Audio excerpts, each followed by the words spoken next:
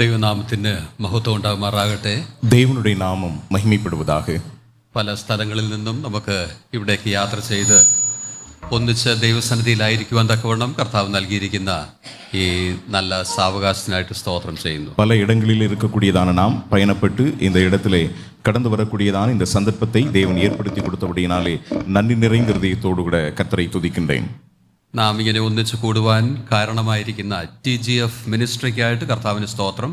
நாம் இந்த நாட்களிலே கூடி வருகிறதற்கு காரணமாக இருக்கக்கூடியதான TGF ஊழியங்களுக்காக கர்த்தரை துதிக்கின்றேன். ഈ ശുശ്രൂഷ കഴിഞ്ഞ നാളുകളിൽ ഈ പ്രദേശങ്ങളിൽ നടക്കുന്ന ശുശ്രൂഷകൾക്ക് പിന്തുണ നൽകുവാൻ കർത്താവ് നൽകുന്ന എല്ലാ കൃപകൾക്കായിട്ടും സ്തോത്രം ചെയ്യുന്നു. இந்த TGF ஊழியங்களானது இந்த பகுதிகளிலே நடந்து வருகிறதான ஊழியங்களுக்கு பின்னணியிலிருந்து உதவி செய்கிறதற்காக நான் கர்த்தரை துதிக்கின்றேன். മാത്രമല്ല എല്ലാ വർഷങ്ങളിലും കഴിഞ്ഞ വർഷവും ഈ വർഷവും കർത്തൃദാസന്മാരെ കുടുംബമായിട്ട് ഇങ്ങനെ ഒന്നിച്ച് കൂട്ടായ്മ ആചരിക്കുവാനും കർത്താവിനെ മഹത്വപ്പെടുത്തുവാനും വചനം കേൾക്കുവാനും ഒക്കെ ഇങ്ങനെയുള്ള ക്രമീകരണം ചെയ്തതിനും കർത്താവിന് സ്തോത്രം ചെയ്യുന്നു. கடந்த வருடமும் இந்த வருடமும் இவ்விதமாக கர்த்தருடைய ஊழியர்களை குடும்பமாக விதமாய் கூட்டி அவர்களை ஐக்கியப்படுத்தி அவர்கள் கர்த்தருடைய வார்த்தையை கேட்கக்கூடியதான இந்த கூட்டங்களை ஏற்படுத்தினபடினாலே கர்த்தரை துதிக்கின்றேன். ഈ ശുശ്രൂഷയിലേക്ക് എന്നെയും ക്ഷണിക്കുകയും വചന ശുശ്രൂഷയ്ക്ക് അവസരം നൽകിയ പ്രിയ ഉത്തരവാദിത്തപ്പെട്ട സഹോദരന്മാരോടുള്ള നന്ദിയും ഞാൻ പ്രാരംഭത്തിലെ അറിയിക്കുക. இந்த கூட்டத்திற்கு என்னை அழைக்கவும் கர்த்தருடைய வார்த்தையை பகிர்ந்து கொள்ளும்படியான பொறுப்பை கொடுத்திருக்கிற இந்த ஊழியத்தினுடைய பொறுப்புள்ள சகோதரர்கள் யாவருக்கும் என்னுடைய நன்றியை நான் தெரியப்படுத்துகின்றேன். ഈ 2 ദിവസം നാം ഒന്നിച്ച് ആയിരിക്കുമ്പോൾ, കൂട്ടായ്മ ആചരിക്കുമ്പോൾ, വചനം കേൾക്കുമ്പോഴൊക്കെ നമുക്ക് ആവശ്യമായിട്ടുള്ള വരുന്ന നാളുകളിൽ കർത്തൃവേലയിൽ ഉത്സാഹത്തോടെ മുൻപോട്ട് പോകുവാൻ ഇടവരുത്തക്കോണമുള്ള പ്രോത്സാഹനം ലഭിക്കുവാൻ നമുക്ക് പ്രാർത്ഥനയോടുകൂടി ഇരിക്കാം. நாம் இந்த 2 நாட்கள் கர்த்தருடைய சமூகத்திலே ஐக்கியப்பட்டு இருக்கக்கூடியதான இந்த சந்தர்ப்பத்திலே வருகிற நாட்களிலே கர்த்தருடைய ஊழியத்திலே நாம் உற்சாகத்தோடு கூட செயல்படுகிறதுக்கு ஏற்றதான தேவையான கிருபைகளை கர்த்தர் நமக்கு கொடுக்கும்படியாக ஆண்டவர் நமக்கு உதவி செய்வாராக. நாம் ஜெப சிந்தையிலே இருப்போம். ഇതൊരു വർക്കേഴ്സ് ഫാമിലി കോൺഫറൻസ് ആണല്ലോ. இது ஊழியர்களுடைய குடும்ப கூடுகை. എല്ലാവരും കുടുംബമായിട്ടായിരിക്കില്ല വന്നിരിക്കുന്നത്.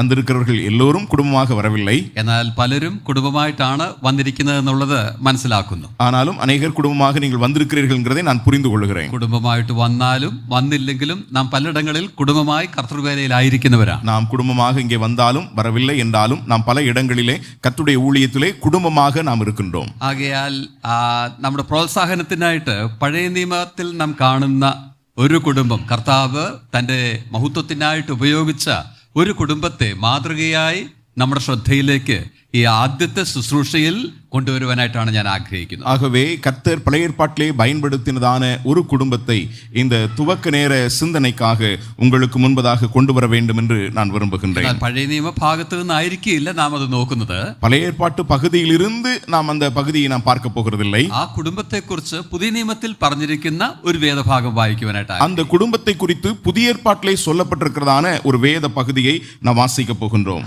എബ്രായ ലേഖനം 11-ാം അധ്യായത്തിലേക്ക് നമ്മൾ ശ്രദ്ധയെ കൊടുക്കുക. எபிரேயருக்கு நிருபம் அதனுடைய 11ஆம் அதிகாரத்துக்கு நேராக நம்முடைய சிந்தனையை நாம் திருப்பலாம். 23 മുതൽ 29 വരെയുള്ള വാക്യങ്ങൾ നമുക്ക് വായിച്ചു. 23 முதல் 29 வரையுள்ளதான வசனங்களை நாம் வாசிக்க கேட்கலாம். மோசே பிறந்தபோது அவனுடைய தாய் தகப்பன்மார் அவனை அழகுள்ள பிள்ளை என்று கண்டு விசுவாசத்தினாலே ராஜாவினுடைய கட்டளைக்கு பயப்படாமல் அவனை 3 மாதம் ஒளித்து வைத்தார்கள். விசுவாசத்தினாலே மோசே தான் பெரியவனான போது பார்வோனுடைய குமாரத்தின் மகன் எண்ணப்படுவதை வெறுத்து அனித்தியமான பாவ சந்தோஷங்களை அனுபவிப்பதை பார்க்கிலும் தேவனுடைய ஜனங்களோட துன்பத்தை அனுபவிப்பதையே தெரிந்து கொண்டு இனிவரும் பலன்மேல் நோக்கமாயிருந்து எகிப்திலுள்ளதான பொக்கிஷங்களிலும் கிறிஸ்துவின் நிமித்தம் வரும் நிந்தையை அதிக பாக்கியம் என்று எண்ணினான். விசுவாசத்தினாலே அவன் அதரிசனமானவரை தரிசிக்கிறது போல உறுதியாயிருந்து ராஜாவின் கோபத்திற்கு பயப்படாமல் எகிப்தை விட்டு போனான். നാം വായിച്ച വേദഭാഗത്തെ ദൈവം നമുക്ക് അനുഗ്രഹമാക്കി തരുമാറാകട്ടെ. നാം വാസിத்த വേദ പകുതിயை கர்த்தர் நமக்கு ஆசீர்வதித்து தருவாராக. എബ്രായ ലേഖനം 11-ാം അധ്യായത്തിന്റെ വിഷയം നമുക്കറിയാവുന്നതാണ്. எபிரேயருக்கு நிருபம் அதனுடைய 11ஆம் அதிகாரத்தினுடைய கருப்பொருள் நாம் அறிந்திருக்கிறோம். വിശ്വാസം എന്ന വാക്ക് ആവർത്തിച്ച് ഈ അധ്യായത്തിൽ നാം കാണുന്നു. விசுவாசம் என்கிற வார்த்தையை அடிக்கடி மறுபடியும் இந்த அதிகாரத்திலே காண்கின்றோம். വിശ്വാസത്താൽ ദൈവത്തെ പ്രസാദിപ്പിച്ച് പലർ ജീവിച്ച ആ കാലങ്ങളിൽ കർത്താവിനെ മഹത്വപ്പെടുത്തിയ, കർത്താവ് അവർക്ക് നൽകിയ ശുശ്രൂഷയെ തികച്ച കാര്യമാണ് നമുക്കിവിടെ കാണാനായിട്ട് കഴിയുന്നത്. விசுவாசத்தினாலே தேவனை மகிமைப்படுத்தின, தேவனை பிரியப்படுத்தின, தங்களுக்கு கொடுக்கப்பட்ட ஊழியத்தின் மூலமாக கர்த்தரை உயர்த்தினதான தேவ மனிதர்களுடைய வாழ்வை நாம் இங்கே பார்க்கின்றோம். വിശ്വാസത്തിന്റെ പ്രാധാന്യം ഈ ഒരു അധ്യായം മുഴുവനായി പറയുവാനായിട്ടൊരു കാരണമുണ്ട്. விசுவாசத்தினுடைய முக்கியத்துவத்தை இந்த முழு அதிகாரமும் சொல்லுகிறதற்கு ஒரு காரணம் இருக்கிறது. നാം എബ്രായ വിശ്വാസികളെ നോക്കുമ്പോൾ நாம் எபிரேய விசுவாசிகளை கவனிக்கும் போது അവർ ക്രിസ്തീയ വിശ്വാസത്തിലേക്ക് മുൻപോട്ട് വന്നുവെങ്കിലും அவர்கள் கிறிஸ்தவ விசுவாசத்துக்குள்ளாக முன்னேறி வந்திருக்கிறார்கள் என்றாலும் കഷ്ടതകളും പ്രയാസങ്ങളും അവർ നേരിട്ടപ്പോൾ கஷ்டங்களும் நெருக்கடிகளும் அவருடைய வாழ்விலே வந்த பொழுது അവർ വിശ്വാസത്തിൽ നിന്നും പിൻപോട്ട് പോകുന്ന ഒരവസ്ഥയുണ്ടായി. அவர்கள் விசுவாசத்தை விட்டு பின்வாங்கி போகக்கூடியதான ஒரு சூழல் உண்டானது. അങ്ങനെ അവർ പിൻപോട്ട് പോയി അവർ രക്ഷിക്കപ്പെട്ടവരെ ആയിരുന്നില്ല, വാസ്തവമായിരുന്നില്ല എന്നുള്ള കാര്യത്തെ അവർ തെളിയിക്കുന്ന അവസ്ഥ. அவ்விதமாக அவர்கள் பின்வாங்கி போனது நிமித்தமாக அவர்கள் உண்மையாகவே ரட்சிக்கப்பட்டவர்கள் இல்லை என்கிறதை தெளிவுபடுத்தக்கூடியதான ஒரு நிலைக்குள்ளாக அவர்கள் மாறி போனார்கள். അങ്ങനെയുള്ള അവസ്ഥ കണ്ട് അങ്ങനെയുള്ള വ്യക്തികളെ കണ്ട് അവരെ മുൻപോട്ട് പോകുവാൻ പ്രോത്സാഹിപ്പിക്കുന്നതാണ് ഈ ലേഖനം. அப்படிப்பட்டதான நபர்களை உற்சாகப்படுத்தி முன்னேறி சொல்லும்படியான ஒரு காரியத்தை தான் இந்த நிருபம் நமக்கு காண்பிக்கிறது. ക്രിസ്തീയ വിശ്വാസം വിട്ടവർ പിൻപോട്ട് പോയപ്പോൾ கிறிஸ்தவ விசுவாசத்தை விட்டவர்கள் பின்வாங்கி போன பொழுது മോശൈക പ്രമാണത്തിന് പിന്നാലെ, പ്രവൃത്തിയുടെ പിന്നാലെ അവർ പോവുകയായി. மோசையின் பிரமாணத்திற்கு பின்பதாக அல்லது கிரியையின் பிரமாணத்திற்கு பின்பதாக அவர்கள் கடந்து போனார்கள். എന്നാൽ ഈ 11-ാം അധ്യായത്തിലൂടെ ഈ എഴുത്തുകാരൻ ചെയ്യുന്നത് പഴയ നിയമകാലത്തു പോലും ദൈവജനം ദൈവത്തെ പ്രസാദിപ്പിച്ചത് അവരുടെ വിശ്വാസത്താലായിരുന്നു എന്നുള്ള കാര്യം തെളിയിക്കുവാനാണ്. இந்த எழுத்தாளர் பழைய ஏற்பாட்டிலே காணப்பட்டதான தேவ பிள்ளைகள் கூட கர்த்தரை பிரியப்படுத்தினது அவர்களுடைய விசுவாசத்தின் மூலமாக என்பதை இதன் மூலமாக அவர் வெளிப்படுத்துகின்றார். അപ്പോൾ അങ്ങനെ പ്രവൃത്തിയുടെ പഥത്തിലേക്ക് പോകുവാൻ ആവശ്യമില്ല.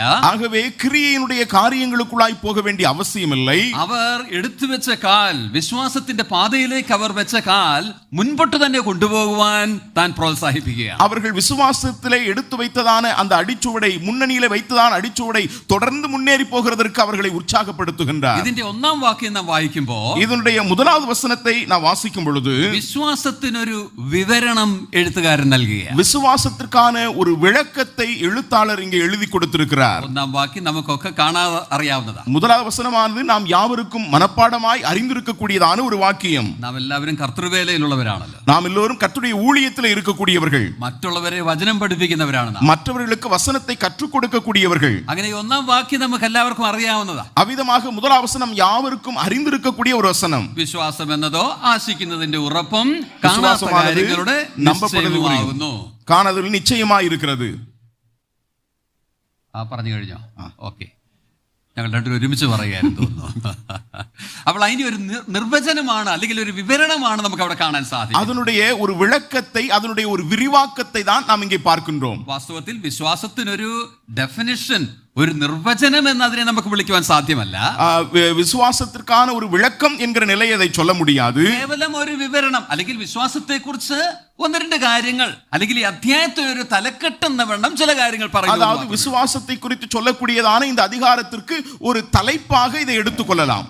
അത് പ്രസ്താവിച്ചതിന് ശേഷം, அதை சொன்னதற்கு பின்பதாக 2-ാം വാക്യം നാം വായിക്കുമ്പോൾ இரண்டாவது வசனத்தை நாம் வாசிக்கும் போது പൂർവന്മാരെ കുറിച്ച് പറയുന്നത് നാം കാണുന്നു. அங்கே முன்னோர்களை குறித்து நாம் வாசிக்கின்றோம். അതിനാലല്ലോ, അല്ലെങ്കിൽ വിശ്വാസത്താലല്ലോ പൂർവന്മാർക്ക് സാക്ഷ്യം ലഭിച്ചത്. அதனாலே, அதாவது விசுவாசத்தினாலே முன்னோர்கள் நற்சாட்சி பெற்றார்கள். 3-ാം വാക്യത്തിലേക്ക് നാം വരുമ്പോ மூன்றாவது வசனத்துக்கு வரும் பொழுது പുതിയ നിയമ വിശ്വാസികളെയാണ് നാം കാണുന്നത്. புதிய ஏற்பாட்டு விசுவாசிகளை நாம் பார்க்கின்றோம். ഈ കാണുന്ന ലോകത്തിന് ദൃശ്യമായതല്ല കാരണം എന്ന് വരുമാറ് ലോകം ദൈവത്തിന്റെ വചനത്താൽ നിർമ്മിക്കപ്പെട്ടു എന്ന് നാം വിശ്വസിക്കുന്നു. விசுவாசத்தினாலே நாம் உலகங்கள் தேவனுடைய வார்த்தையினால் உண்டாக்கப்பட்டதென்றும் இவ்விதமாய் காணப்படுகிறவர்கள் தோன்றப்படுகிறவர்களால் உண்டாகவில்லை என்றும் அறிந்திருக்கிறோம். 2-ാം വാക്യത്തിൽ പൂർവന്മാരുടെ കാര്യം നാം കാണുന്നു. இரண்டாவது வசனத்திலே முற்பிதாக்கள் அல்லது முன்னோர்களுடைய காரியங்களை குறித்து நாம் வாசிக்கிறோம். പഴയ നിയമത്തിലെ ഭക്തന്മാർ, பழைய ஏற்பாட்டு பரிசுத்தவான்கள். 3-ാം വാക്യത്തിൽ மூன்றாவது வசனத்திலே നമ്മെ കുറിച്ച് നാം എന്നുള്ള പ്രയോഗം നാം കാണുന്നു. அங்கே நாம் என்கிற நிலையிலே நம்மை குறித்து நாம் வாசிக்கின்றோம். 1-ാം വാക്യത്തിൽ വിശ്വാസത്തിന്റെ വിവരണം, முதலாவது வசனத்திலே விசுவாசத்தை குறித்ததான ஒரு விளக்கம், 2-ാം വാക്യത്തിൽ പൂർവന്മാരെ കുറിച്ചുള്ള പരാമർശം, இரண்டாவது வசனத்திலே முற்பிதாக்களை குறித்ததான ഒരു വാർത്തകൾ.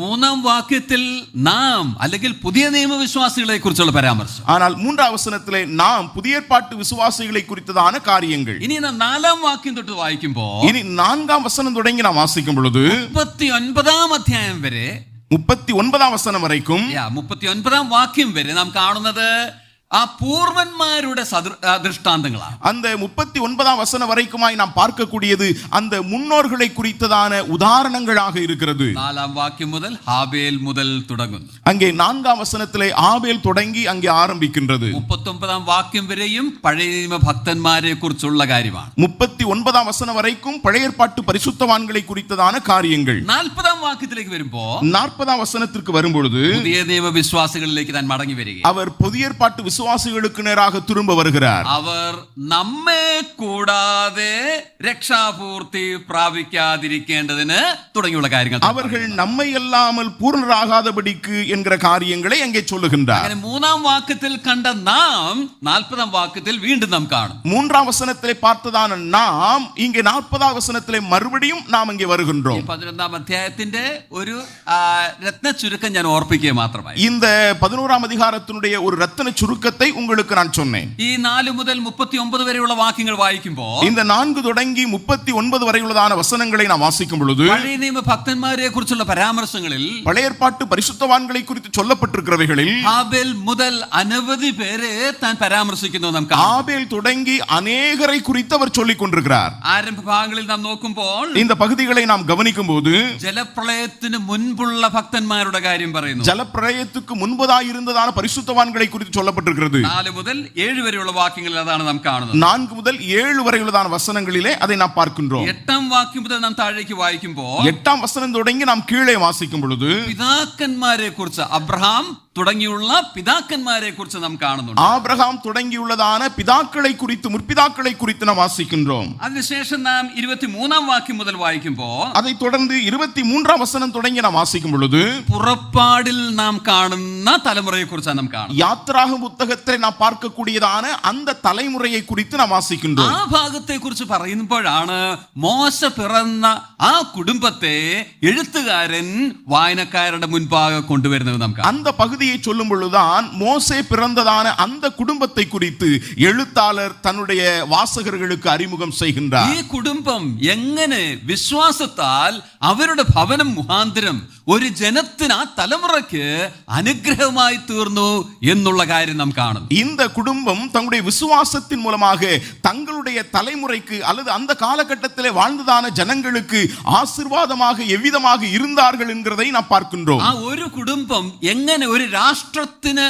വിടുതലിന് കാരണമായി എന്നുള്ളത് ദൈവം ആ നിലയിൽ എങ്ങനെ ഉപയോഗിച്ചു എന്നുള്ളത് നമുക്ക് കാണുവാനായിട്ട് സാധിക്കും. ஒரு குடும்பத்தை தேவன் ஒரு தேசத்தினுடைய விடுதலைக்காக எவ்விதத்திலே பயன்படுத்தினார் என்கிறதான காரியத்தை அந்த பகுதியிலே நாம் வாசிக்கின்றோம். നാം അത് പറയുമ്പോൾ ഓർക്കേണ്ട ഒരു കാര്യമുണ്ട്. நாம் அதை சொல்லும் பொழுது நம்முடைய ஞாபகத்தில் வைத்துக் கொள்ள வேண்டிய ஒரு விஷயம் இருக்கிறது. ഇവിടെ നാം കാണുന്ന വിശ്വാസത്താൽ ജീവിച്ച ഓരോ വ്യക്തികളും അതാത് സമയങ്ങളിൽ സ്ഥലങ്ങളിൽ കർത്താവിനെ മഹത്വപ്പെടുത്തിയതുപോലെ இங்கே நாம் பார்க்கக்கூடியதான ஒவ்வொரு நபர்களும் விசுவாசத்தின் மூலமாக தங்கள் தங்கள் இடங்களிலே கர்த்தரை மகிமைப்படுத்தினது போல നാം ആയിരിക്കുന്ന സ്ഥലങ്ങളിൽ സമയങ്ങളിൽ കർത്താവിനെ മഹത്വപ്പെടുത്തുവാൻ അവന്റെ വേല തികയ്ക്കുവാൻ തിരഞ്ഞെടുക്കപ്പെട്ടവരാണ് ഞാനും നിങ്ങളും. நாம் இருக்கக்கூடியதான இடங்களில் நாம் இருக்கக்கூடியதான சூழ்நிலைகளில் கர்த்தருடைய நாமத்தை மகிமைப்படுத்தும்படியாக தெரிந்து கொள்ளப்பட்டவர்களாக தான் நாம் ஒவ்வொருவரும் இருக்கின்றோம். ഈ അധ്യായത്തിൽ നാം കാണുന്ന ഈ വ്യക്തികൾ അവരെ ഏൽപ്പിച്ച വേല തികച്ചുവെങ്കിൽ இந்த அதிகாரத்திலே சொல்லப்பட்டிருக்கிறதான நபர்கள் தங்களுக்கு கொடுக்கப்பட்டிருந்தான வேலையை நிறைவேற்றி முடித்திருந்தார்கள் என்றால் നാം ആയിരിക്കുന്ന സമയത്തും സ്ഥലത്തും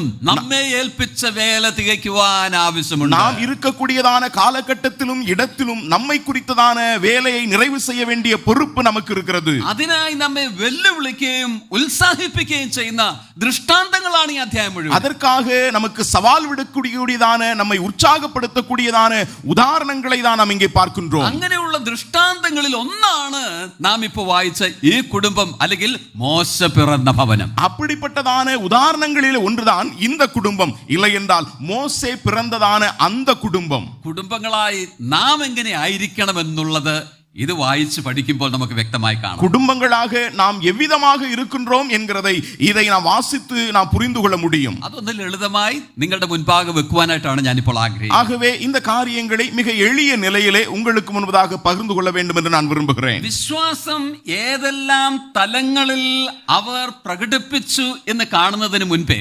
விசுவாசத்தை அவர்கள் எந்தெந்த நிலைகளிலே வெளிப்படுத்தினார்கள் என்கிறதை காண்கிறதற்கு முன்பாக ഒരു മുഖവര എന്നുള്ള നിലയിൽ ஒரு முன்னுரை என்கிற நிலையில் ചില സത്യങ്ങൾ 2-3 സത്യങ്ങൾ നിങ്ങളുടെ ശ്രദ്ധയിലേക്ക് ഒന്ന് കൊണ്ടുവരണം. 2-3 சத்தியங்களை உங்களுடைய கவனத்துக்குள்ளாக நான் கொண்டு வர விரும்புகிறேன். 23-ാം വാക്യം നോക്കുക.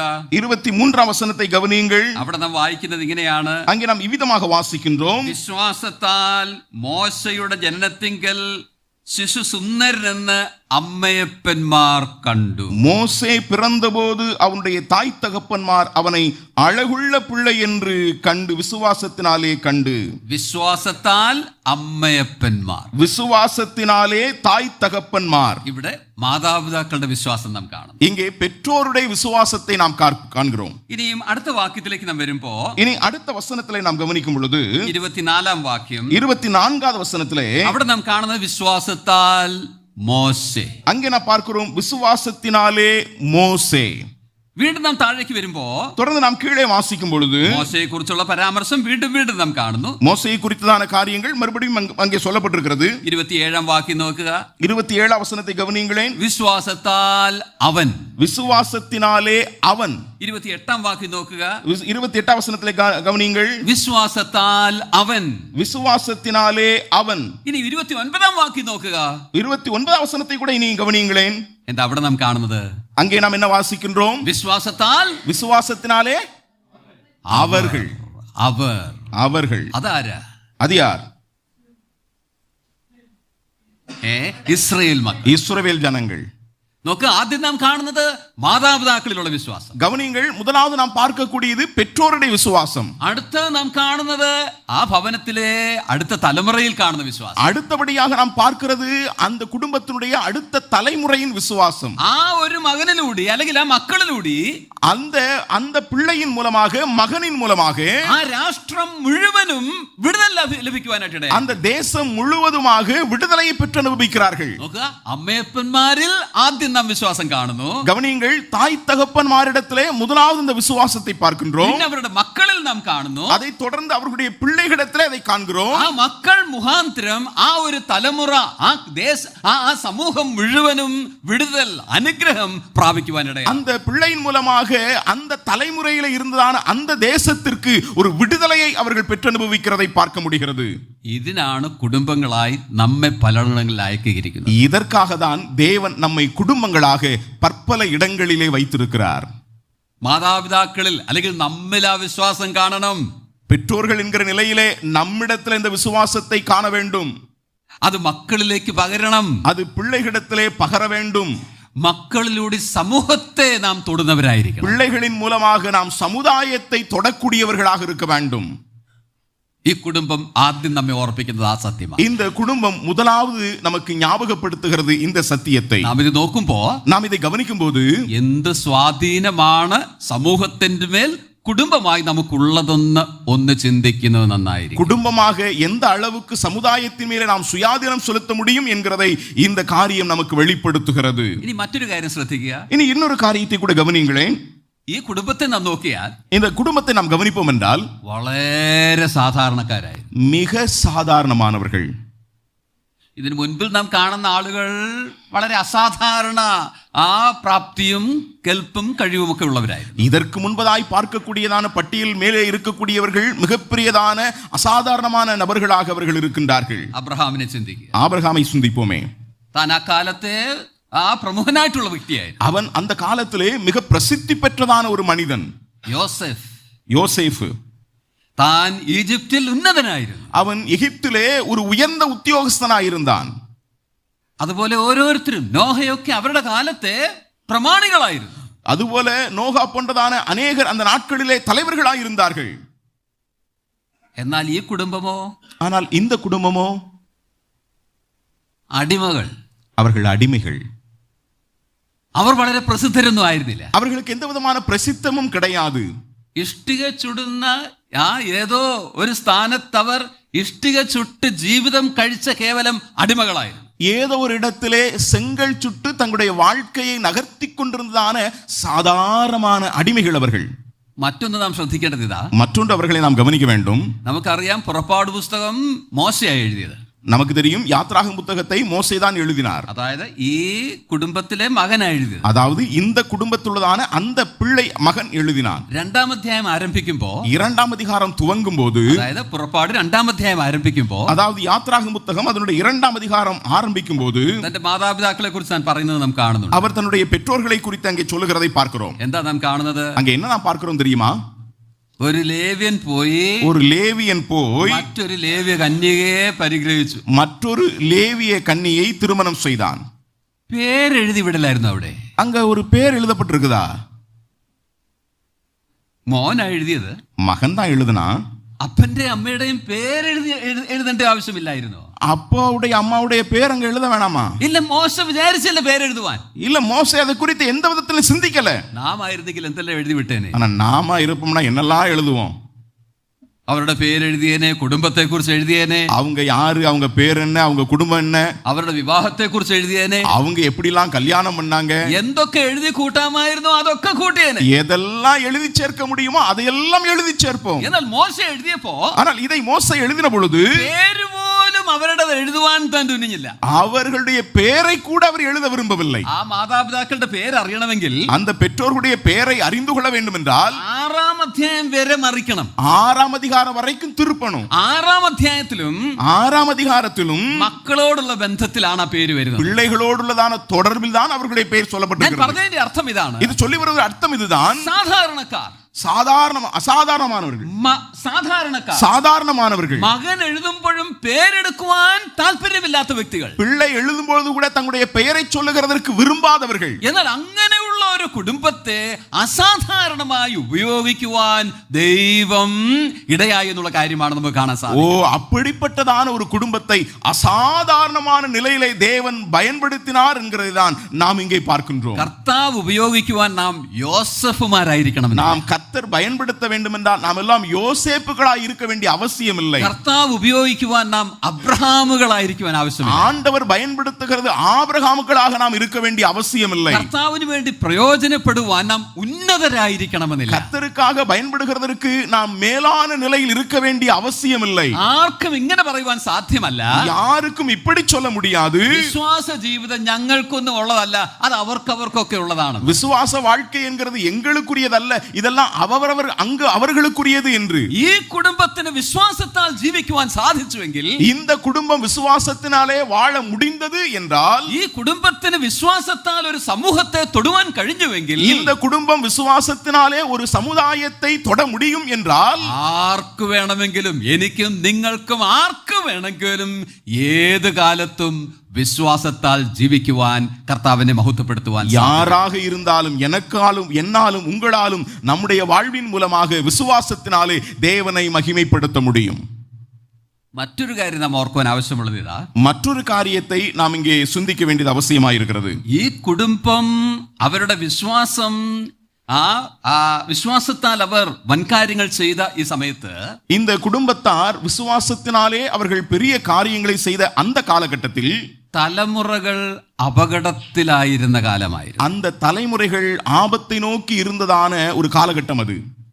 ഉൽപ്പത്തി ഒടുവിൽ നാം വായിക്കുമ്പോ, ஆதியாகம புத்தகத்தின் இறுதியிலே நாம் வாசிக்கும் பொழுது യോസഫ് മരിച്ചു. யோசேப்பு மரணமடைந்தார். പുറപ്പാട് 1-ാം അധ്യായത്തിലേക്ക് നാം വരുമ്പോ, யாத்ராகம் 1ஆம் அதிகாரத்துக்கு நாம் வரும் பொழுது 8-ാം വാക്യത്തിൽ നാം കാണുന്നു, യോസഫിനെ അറിയാത്ത ഒരു രാജാവ് മിസ്രൈമിൽ വരുന്നു. 8ஆம் வசனத்திலே வாசிக்கிறோம், யோசேப்பை அறியாத ஒரு ராஜா எகிப்திலே வந்தான்.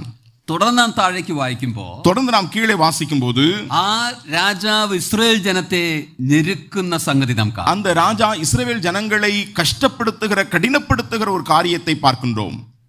കഠിനരായിട്ടുള്ള ആ മേലാളന്മാരെ അവരുടെ മേൽ വെക്കുന്നു. கடினமான விசாரிப்புக்காரர்களை அவர்கள் மேலே வைக்கின்றான். അവർക്ക് കഷ്ടത ഏറുവാനിടയാക്കുന്നു. அவர்கள் அதிகமான கஷ்டங்களை கொடுக்கிறார்கள். എന്നിട്ടും ജനങ്ങൾ പെരുകി.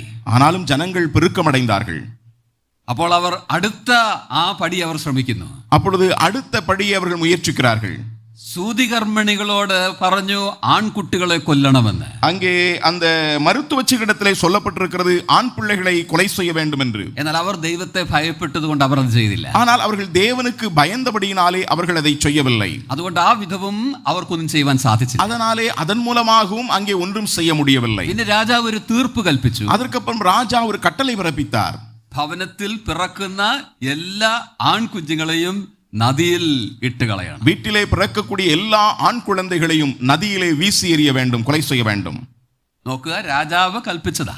கவனிங்கள், ராஜா இங்க கட்டளையிட்டு இருக்கிறார். ആ കാലത്താണ് മോശ ജനിച്ചത്. அந்த காலகட்டத்தில் தான் மோசே பிறந்தார். അതുകൊണ്ടാണ് ഞാൻ പറഞ്ഞത്, ഈ കുടുംബം വിശ്വാസം അവർ പ്രകടമാക്കിയ ആ കാലം, വിശ്വാസത്താൽ വൻകാര്യം നേടിയ ആ കാലം തലമുറകൾക്ക് അപകടകരമായിട്ടുള്ള കാലമായി.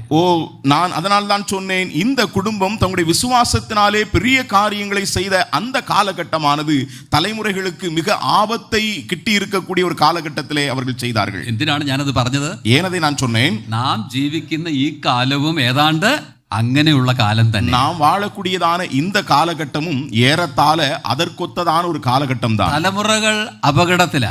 நம்முடைய அடுத்த தலைமுறைகள் ஆபத்தை நோக்கி போய் கொண்டிருக்கிறார்கள். പാപത്തിന്റെ പെരുവഴിയിൽ ജീവിക്കുന്ന ആ കാലമാണിത്. பாவத்தின் விசாலமான வீதியிலே வாழக்கூடிய ஒரு காலம். അവർ പഠിക്കുന്ന സ്ഥലങ്ങൾ, அவர்கள் படிக்கக்கூடிய இடங்கள், ജോലി ചെയ്യുന്നിടങ്ങൾ, வேலை செய்கிற இடங்கள், സമൂഹങ്ങൾ, அவர் சமுதாயம், ഏർപ്പെടുന്ന കാര്യങ്ങൾ, அவர்கள் ஈடுபடக்கூடிய காரியங்கள், എല്ലാം വിശ്വാസത്തിന്റെ പരീക്ഷ ഏറെ അവർ അനുഭവിക്കുന്ന സമയങ്ങളാണ്. அங்கே எல்லாம் விசுவாசத்தின் சோதனைகளை அதிகமாக அவர்கள் எதிர்கொள்ளக்கூடியதான ஒரு காலகட்டம் இது. അവർ മാത്രമല്ല, മാതാപിതാക്കളായിട്ടുള്ള നാമും ഏറിയ വിഷമങ്ങളിലൂടെ കടന്നു പോകുന്ന കാലമാണ്. அவர்கள் மட்டுமல்ல, பெற்றோர்களாகிய நாமும் கூட ஏராளமான பிரச்சனைகளை எதிர்கொண்டு கடந்து போகக்கூடிய ஒரு காலகட்டம் இது. നാം ചിന്തിച്ചുകൊണ്ടിരിക്കുന്ന ഈ കുടുംബം, நாம் சிந்தித்துக் கொண்டிருக்கக்கூடிய இந்த குடும்பம் അങ്ങനെ കഷ്ടകരമായിട്ടുള്ള ആ കാലത്ത് അവരുടെ വിശ്വാസം അവർ വിളങ്ങിക്കാട്ടിയെങ്കിൽ, அப்படிப்பட்டதான அந்த கஷ்டகரமான அந்த காலத்தின் சூழ்நிலை நடுவிலே தங்களுடைய விசுவாசத்தை வெளிப்படுத்தினார்கள் என்றால், ഇക്കാലത്ത് ജീവിക്കുന്ന നാം, இந்த காலத்திலே வாழக்கூடியதான நாம் കുടുംബങ്ങളായി വിശ്വാസം കാട്ടി പ്രകടമാക്കി ജീവിക്കുവാൻ ഏറെ ആവശ്യം. குடும்பங்களாக விசுவாசத்தை வெளிப்படுத்தி காண்பித்து வாழ வேண்டியது மிக மிக அவசியம். എന്നാൽ നാം എങ്ങനെ ഇരിക്കുന്നു? ஆனால் நாம் எப்படி இருக்கிறோம்? നാം വിശ്വാസികൾ എന്ന് പറയും, நாம் விசுவாசிகள் என்று சொல்கிறோம். കർത്തൃവേലയിലാണ് നാം, நாம் கர்த்தருடைய ஊழியத்தில் இருக்கிறோம்.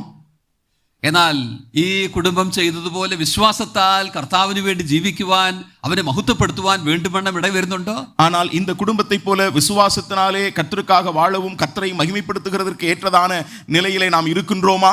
ജീവിതം വിശ്വാസത്താലോ കാഴ്ചയാലോ?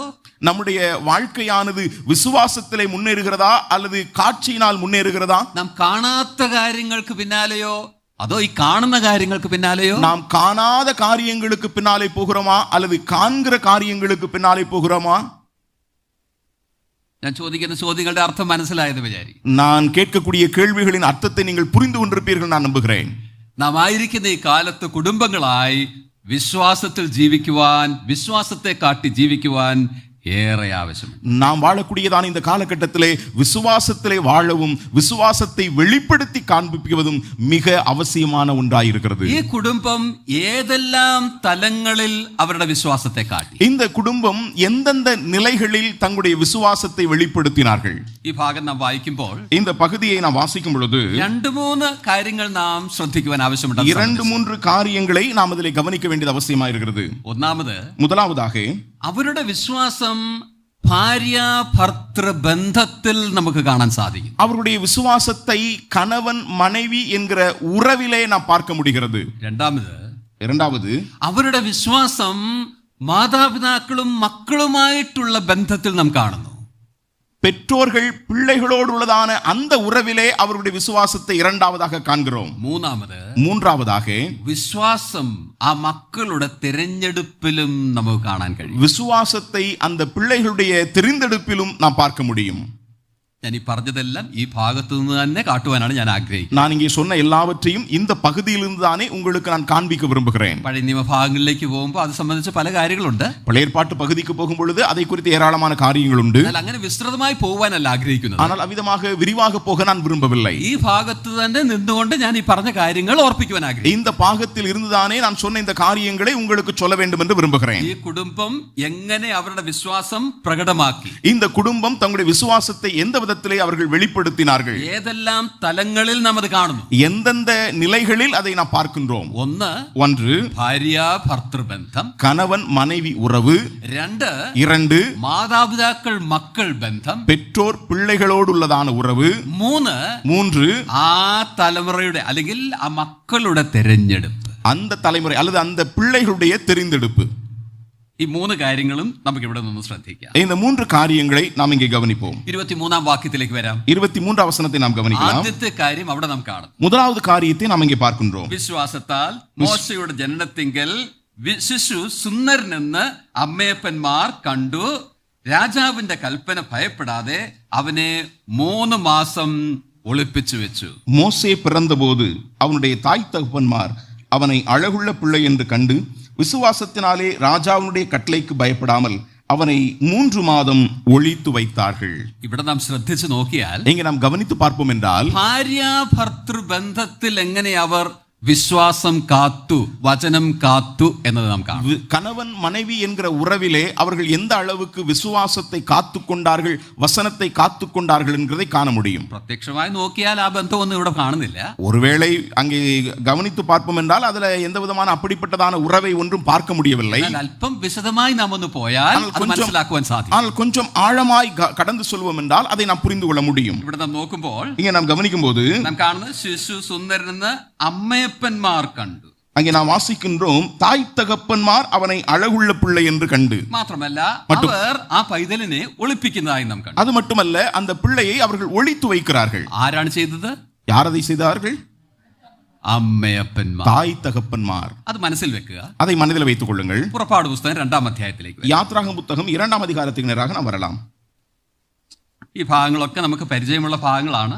இந்த பகுதிகள் எல்லாம் நமக்கு அறிமுகமான பகுதிகள் தான். സൺഡേ സ്കൂൾ കാലം തൊട്ട് നാം പഠിക്കുന്ന കാര്യങ്ങളാണ്. ஞாயிறு பள்ளி காலம் தொடங்கியே நாம் படித்து வருகிறதான விஷயங்கள் தான். 2-ാം അധ്യായത്തിന്റെ 1, 2, 3 വാക്യങ്ങൾ നമുക്ക് നോക്കാം. 2-ஆம் அதிகாரத்தினுடைய 1, 2, 3 വസനങ്ങളെ നാം ഗവനിக்கலாம். 1-ാം വാക്യത്തിൽ നാം കാണുന്നത്, എന്നാൽ ലേവി കുടുംബത്തിലെ ഒരു പുരുഷൻ പോയി ഒരു ലേവ്യ കന്യകയെ പരിഗ്രഹിച്ചു. லேவின் குடும்பத்தாரில் ஒருவன் லேவின் குமாரத்திகள் ஒருத்தியை விவாகம் பண்ணினான் என்று 1-ஆம் வசனத்தில் வாசிக்கிறோம். അവൾ ഗർഭം ധരിച്ച് ഒരു മകനെ പ്രസവിച്ചു. அந்த ஸ்திரீ கர்ப்பவதியாகி ஒரு ஆண் பிள்ளையை பெற்று, അവൻ സൗന്ദര്യമുള്ളവൻ എന്ന് കണ്ടിട്ട് അവനെ 3 മാസം ഒളിച്ചു വെച്ചു. அது அழகுள்ளது என்று கண்டு அதை 3 மாதம் ஒளித்து வைத்தாள்.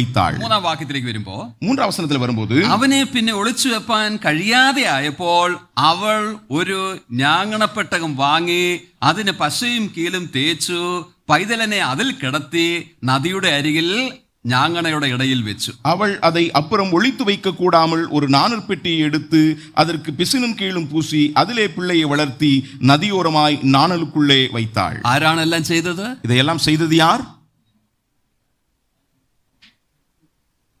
ആരാണ് ചെയ്തത്? யார் செய்தார்கள்? അവൾ. அவள். അവൾ എന്നുള്ള പ്രയോഗം നാം ആവർത്തിച്ച് കാണുന്നു. அங்கே அவள் என்கிறதான வார்த்தையை நாம் மறுபடி பார்க்கிறோம். മലയാളത്തിലൊക്കെ നാം കാണുമ്പോൾ 1-2 പ്രാവശ്യം കാണുന്നുള്ളൂ. ഇംഗ്ലീഷിലൊക്കെ വായിക്കുമ്പോൾ അവൾ പ്രയോഗം, ഷീ പ്രയോഗം ആവർത്തിച്ച് നാം കാണുന്നുണ്ട്. அங்கே மலையாளத்தில் 1-2 முறை சொல்லப்பட்டிருக்கிறது. ஆனால் ஆங்கிலத்திலே வாசிப்போம் என்றால் அந்த ஷீ அல்லது அவள் என்கிறதான வார்த்தை அடிக்கடி இங்கே சொல்லப்பட்டிருக்கிறது. അവൾ പുറപ്പാട് 2-ൽ നാം നോക്കുമ്പോൾ അവൾ അത് ചെയ്തതായിട്ടാണ് നാം കാണുന്നത്. யாத்ராகம் 2-ஆம் அதிகாரத்தில் கவனிக்கும் பொழுது அவள் அதை செய்தாள் என்று நாம் வாசிக்கிறோம். എബ്രായരിൽ നാം വായിക്കുമ്പോൾ, எபிரேயரில் நாம் வாசிக்கும் பொழுது അവിടെ ആര് ചെയ്തതാണ്? அங்கே யார் செய்தார்கள் என்று வாசிக்கிறோம்? അവളെന്നല്ല, പിന്നെ അമ്മയപ്പന്മാർ. അവൾ என்ற நிலையில் அல்ல, தாய் தகப்பன்மார். അമ്മയപ്പന്മാർ എന്ന് പറയുമ്പോ, அங்கே தாய் தகப்பன்மார் என்று சொல்லும்போது അമ്രാമും യോഖെബെതും ചേർന്ന്, அம்ராமும் யோகபேத்தும் இணைந்து. ഇതിൽ ഏതായിരിക്കാം ശരി? இதுல எது சரியாக இருக்கலாம்? അമ്മ മാത്രമേ ഇതൊക്കെ ചെയ്തുള്ളോ, അതോ 2 പേരും ഉണ്ടായിരുന്നു? அம்மா மட்டும்தான் இதை செஞ்சாங்களா, இல்ல 2 பேர் இருந்தாங்களா? 2 പേരും இருந்தாங்களா? 2 பேர் இருந்தாங்களா? പുറപ്പാട് 2-ാം അധ്യായം മോശ തന്നെ എഴുതുന്നതാ. யாத்ராகம் 2-ஆம் அதிகாரத்தை மோசே தான் எழுதுகிறார். അപ്പൊ ആര് പറഞ്ഞായിരിക്കും ശരി? அப்போ யார் சொன்னது கரெக்டா இருக்கும்? യോഖേബേദ് മാത്രമേ ആ കാര്യത്തിൽ ഉണ്ടായിരുന്നുള്ളോ? யோகபேத் மட்டும்தான் அந்த காரியத்தை செஞ்சாங்களா? ഇല്ല, നമുക്ക് അങ്ങനെ എടുക്കാൻ സാധ്യമല്ല. இல்ல, அப்படி எடுக்க நம்மால முடியாது. യോഖേബേദ് ആയിരിക്കാം അതൊക്കെ പ്രായോഗികമായി ചെയ്തത്. ஒருவேளை யோகபேத் தான் அதை நடைமுறை ரீதியிலே அதை செயல்படுத்தினது. അവളായിരിക്കാം പെട്ടകം ഉണ്ടാക്കിയത്. அவள்தான் அந்த நாணல் பெட்டியை செய்திருக்கலாம். കീല് തേച്ചത് അവളായിരിക്കാം. ஒருவேளை அவள் கீழ் பூசி இருக்கலாம். എന്നാൽ അതിനൊക്കെ നേതൃത്വം കൊടുത്തത്, ஆனால் அதற்கெல்லாம் தலைமைத்துவம் வகித்தது ആരായിരിക്കാം? யாராக இருக்கலாம்? யாரு? അമ്രാം ആയിരിക്കാം. അതുകൊണ്ടാണ് എബ്രായ ലേഖനത്തിൽ നാം കാണുന്ന അമ്മയപ്പന്മാർ. அதனாலதான் எபிரேயர் நிருபத்திலே வாசிக்கிறோம் தாய் தகப்பன்மார் രണ്ടുപേരും അതിൽ ഉള്ളടങ്ങിയിരുന്നു. இருவரும் அதிலே உட்பட்டிருக்கிறார்கள். രണ്ടുപേരും അതിൽ ഏർപ്പെട്ടു. இருவரும் அதிலே செயல்பட்டார்கள். എന്നാൽ அம்ராம் ആയിരിക്കാം കാര്യങ്ങളൊക്കെ ശേഖരിച്ചു കൊടുത്തത്. ஒருவேளை அம்ராம் தான் அந்த பொருட்களை எல்லாம் சேகரித்து கொடுத்திருக்கலாம். പദ്ധതിയൊക്കെ ഒരുക്കൂട്ടിയത് അവനായിരിക്കാം. அவர் எல்லா காரியங்களும் அவன் தான் ஆயத்தப்படுத்தி இருக்கலாம். എന്നാൽ കാര്യങ്ങളൊക്കെ പ്രായോഗികമായി ചെയ്തത് അവളായിരിക്കാം. ஆனால் அந்த விஷயங்களை எல்லாம் நடைமுறையிலே செயல்படுத்தினது அங்கே அவளாய் இருக்கலாம். മോശ അവൾ എന്നുള്ള പ്രയോഗം അവിടെ കാട്ടിയിരിക്കുന്നത്. அதனாலே தான் மோசே அவள் என்கிற வார்த்தையை அங்கே பயன்படுத்துகிறார். എന്നാൽ രണ്ടുപേരും അതിൽ ഏർപ്പെട്ടത് കൊണ്ടാണ് അമ്മയപ്പന്മാരെന്ന് എബ്രായ ലേഖനത്തിൽ നാം കാണുന്നത്. ஆனால் இருவரும் அதிலே இருந்தபடியினால் தான் தாய் தகப்பன்மார் என்று எபிரேய ஆசிரியர் எழுதுகிறார். ഞാൻ പറയുന്നതിന്റെ അർത്ഥം ഇതല്ല, நான் சொல்லுகிறதுடைய அர்த்தம் இதல்ல. പുള്ളി മുന്നിലത്തെ റൂമിലിരുന്ന് അവിടെ ഇരുന്ന് ആജ്ഞ കൊടുത്തോണ്ടിരുന്നു, പുള്ളിക്കാരി അവിടെ എല്ലാം ഓടി എല്ലാം ചെയ്തു. ഇല്ല, അതല്ല ഞാൻ പറയുന്നത്. அதாவது அவரு அங்க முன்னால உட்கார்ந்துட்டு அதெல்லாம் இதை செய்யணும் அப்படின்னு கட்டளை கொடுத்துக்கிட்டு இருந்தாரு. இந்த அம்மா அங்கெல்லாம் இங்கெல்லாம் ஓடி போய் அதெல்லாம் செஞ்சுக்கிட்டு இருந்தாங்க அப்படின்ற அந்த அர்த்தத்தை நான் சொல்லல. പുള്ളിയുടെ ആ ജോലി ഓർഡർ കൊടുക്കുന്നതാ, പുള്ളിക്കാരി വേണം എല്ലാം ചെയ്യാൻ. அவருடைய கணவனுடைய வேலை, அவர் கட்டளை கொடுக்கிறது, மனைவி தான் இதெல்லாம் செய்யணும். இல்ல, வீட்டிலൊക്കെ അങ്ങനെയല്ലേ മിക്കവാറും നടക്കുന്നത്. வீட்டுல அப்படிதான் நடந்துகிட்டு இருக்கு. இல்ல, அதല്ല ഞാൻ പറഞ്ഞു വെക്കുന്നത്. நான் சொல்றது அதை அல்ல இங்க நான் சொல்ல வருகிறது. ഞാൻ പറയുന്നത് ഇതാണ്, நான் சொல்ல வருகிற விஷயம் இது. ഇതിനുള്ള നേതൃത്വം അവനായിരിക്കാം നൽകിയത്. இதற்குரியதான பொறுப்பு அல்லது தலைமைத்துவம் அவர் கொடுத்திருக்கலாம். സാധനങ്ങളെല്ലാം ഒരുക്കൂട്ടിയത് അവനായിരിക്കാം. அந்த பொருட்களை எல்லாம் ஆயத்தப்படுத்தி கொண்டு வந்தது அவராக இருக்கலாம். എന്നാൽ പ്രായോഗികമായി കാര്യങ്ങൾ ചെയ്തത്, വീട്ടിൽ വന്ന് ചെയ്തത്, വീട്ടിലിരുന്ന് ചെയ്തത് അവളുമായിരിക്കാം. ஆனால் இங்கே நடைமுறையிலே வீட்டிலிருந்து காரியங்களை எல்லாம் செய்தது இங்கே அவள் என்கிற நிலையிலே தாயாயிருக்கலாம். രണ്ടുപേരും അതിൽ ഇൻവോൾവ് ആയിരുന്നു. இரண்டு பேரும் அதிலே செயல்பட்டார்கள். അവൻ അതിന് നേതൃത്വം നൽകി, அவன் அதற்கு தலைமைத்துவம் செய்தார். അവൾ സ്നേഹത്തോടെ വിധേയപ്പെട്ട കാര്യങ്ങളൊക്കെ നിവർത്തിച്ചു. அவள் അன்போடு கூட கீழ்ப்படிந்த அந்த காரியங்களை அவள் செயல்படுத்தினாள். ഞാൻ പറഞ്ഞു വന്നത് ഇതാണ്, நான் சொல்லி வருகிற விஷயம் இதுதான். ദൈവം കുടുംബങ്ങൾക്ക് ആദ്യം മുതൽ വെച്ച ക്രമം ഈ ഭവനത്തിൽ നാം കാണുന്നു. தேவன் குடும்பங்களுக்கு துவக்கத்திலிருந்து வைத்ததான அந்த ஒழுங்கை இந்த குடும்பத்தில் நாம் பார்க்கிறோம். നാം എഫേസ് ലേഖനം 5-ാം അധ്യായം നോക്കുമ്പോൾ, நாம் எபேசு நிருபம் 5-ാം அதிகாரத்தை கவனிக்கும்போது ഭാര്യമാരുടെയും ഭർത്താക്കന്മാരുടെയും ഉത്തരവാദിത്തങ്ങൾ ഭവനത്തിലത് നാം കാണുന്നുണ്ട്. மனைவிகளுடைய கணவன்மார்களுடைய பொறுப்புகளை நாம் அங்கே கவனிக்க முடியும். ഭർത്താക്കന്മാർ സ്നേഹത്തോടുകൂടെയുള്ള നേതൃത്വം ഭവനത്തിൽ നൽകണം. கணவன்மார் அன்போடு கூடியதான தலைமை பொறுப்பை அந்த வீட்டிலே செயல்படுத்த வேண்டும். തലയുടെ സ്ഥാനമാണ് അവർക്ക് ഭവനത്തിൽ. அங்கே தலையினுடைய இடம்தான் வீட்டிலே அவர்களுக்கு. നേതൃത്വം വചനം നൽകുന്നത്, ഭവനത്തിലെ നേതൃത്വം വചനം നൽകുന്നത് പുരുഷന്മാർക്കാണ്. அங்கே வசனமானது வீட்டிலே தலைமை பொறுப்பு கொடுக்கப்படுகிறது புருஷர்களுக்கு. എന്നാൽ സ്ത്രീകളോട് അവർ പറയുന്നത്, ആ ഭാര്യമാരെ നിങ്ങൾ ആ വിധേയപ്പെട്ടിരിക്കുക, ബി സബ്മിസീവ് എന്നുള്ളതാണ് നാം കാണുന്നത്. அங்கே மனைவிகளுக்கு சொல்லப்பட்டிருக்கிறது அவர்கள் கீழ்ப்படிந்திருக்க வேண்டும் என்பதாகும். എന്നാൽ നാം ഒരു കാര്യം ഓർക്കേണ്ടത്, ஆனால் ஒரு காரியத்தை நாம் கவனிக்க வேண்டும். നാം ചിന്തിക്കുന്ന ഈ ഭവനത്തിൽ എഫേസ് ലേഖനമില്ലായിരുന്നു. நாம் சிந்திக்கக்கூடியதான அந்த வீட்டிலே எபேசருக்கு நிருபம் அங்கே கிடையாது. ഈ കുടുംബത്തിൽ കൊലോസ് ലേഖനമില്ലായിരുന്നു. அந்த குடும்பத்திலே கொலோசியல் நிருபத்தை அவர்கள் வைத்திருக்கவில்லை. എഴുതപ്പെട്ട ഒരു വചനവും അവരുടെ കയ്യിലില്ലായിരുന്നു. எழுதப்பட்டதான எந்த ஒரு வசனமோ புத்தகமோ அங்கே கிடையாது. എന്നാൽ സൃഷ്ടി മുതൽ ദൈവം വെച്ചിരിക്കുന്ന ഈ ക്രമങ്ങൾ, ஆனால் படைப்பு தொடங்கி தேவன் வைத்திருக்கக்கூடிய இந்த ஒழுங்கு ഇവർ അവരുടെ മാതാപിതാക്കളിൽ നിന്നും പഠിച്ചു. இவர்கள் தங்களுடைய பெற்றோர்களிடத்திலிருந்து கற்றுக்கொண்டார்கள். അവർ മനസ്സിലാക്കിയ കാര്യങ്ങൾ, அவர்கள் அதை புரிந்து கொண்ட விஷயங்களை ഒരു വേദപുസ്തകം പോലും അവർക്കില്ലായിരുന്നുവെങ്കിലും അവർ അവരുടെ ഭവനത്തിൽ പാലിച്ചു. ஒரு வேத புத்தகம் கூட அவருடைய கரங்களில் இல்லை என்றாலும் அவர்கள் அதை தங்களுடைய வீட்டிலே கடைபிடித்தார்கள். നമുക്ക് എഫേസ് ലേഖനമുണ്ട്, நமக்கு எபேசருக்கு நிருபம் இருக்கிறது, കൊലോസ് ലേഖനമുണ്ട്, கொலோசியருக்கு நிருபம் இருக்கிறது. 66 പുസ്തകമുള്ള ഈ പുസ്തകം നമ്മുടെ വീട്ടിലുണ്ട്. 66 புத்தகங்கள் அடங்கின இந்த வேத புத்தகமும் இருக்கிறது. ഭവനത്തിലെ ക്രമം എങ്ങനെ ഇരിക്കുന്നു? வீட்டிலே உள்ளதான ஒழுங்கு எப்படி இருக்கிறது? ദൈവം കുടുംബങ്ങൾക്ക് നൽകിയ ആ ക്രമം ഭവനത്തിൽ നാം കാക്കുന്നുവോ? தேவன் குடும்பத்திற்கு கொடுத்த அந்த ஒழுங்கை நம்முடைய வீட்டிலே நாம் கடைபிடிக்கிறோமா? പുരുഷന്മാർക്ക് നൽകിയിരിക്കുന്ന ഉത്തരവാദിത്വം നേതൃത്വം നൽകുക എന്നുള്ളതാ. புருஷர்களுக்கு கொடுக்கப்பட்டிருக்கிறதான பொறுப்பானது தலைமைத்துவம் வகித்தல் என்பதாகும். ഒരു ശരീരത്തിന്റെ തല എന്ന പോലെയുള്ള സ്ഥാനമാണ് പുരുഷന്മാർക്ക് ഭവനത്തിൽ നൽകിയിരിക്കുന്നത്. ஒரு உடலுடைய தலை என்கிறதான அந்த ஸ்தானம் தான் கணவன்மார்களுக்கு வீட்டிலே கொடுக்கப்பட்டிருக்கிறது குடும்பத்திலே. സ്ത്രീകൾക്ക് ഒരു ശരീരത്തിൽ ആ തലയെ വിധേയപ്പെട്ടിരിക്കുന്ന ഒരു ശരീരം എന്നുള്ള സ്ഥാനമാണ് അവിടെ നൽകിയിരിക്കുന്നത്. அந்த தலைக்கு கீழ்ப்படிந்திருக்கக்கூடியதான ஒரு சரீரம் என்கிற நிலைதான் பெண்களுக்கு அல்லது சகோதரிகளுக்கு கொடுக்கப்பட்டிருக்கிறது. ദൈവം വെച്ചിരിക്കുന്ന ക്രമം കാക്കുമ്പോഴാണ് ദൈവം അവിടെ അനുഗ്രഹം നൽകുന്നതും ദൈവത്തിന് ഉപയോഗയോഗ്യമായ குடும்பமாய் அது தீருന്നത്. தேவன் வைத்திருக்கிறதான ஒழுங்கை கடைபிடிக்கும் பொழுதுதான் தேவன் அங்கே ஆசீர்வாதத்தை கொடுக்கிறது மட்டுமல்ல, நம்மை பயனுள்ளவர்களாகவும் பலனுள்ளவர்களாகவும் அவர் மாற்றுகின்றார். ഇന്നത്തെ പല കുടുംബങ്ങളുടെയും തകർച്ചയ്ക്ക് കാരണം ഈ ക്രമം കാക്കുന്നില്ലെന്നുള്ളത്. இன்றைய அநேக குடும்பங்களுடைய சிதைவுக்கு காரணம் இந்த ஒழுங்கை அவர்கள் கடைபிடிக்கிறதில்லை என்பதாகும். ചില നാളുകൾക്ക് മുൻപ്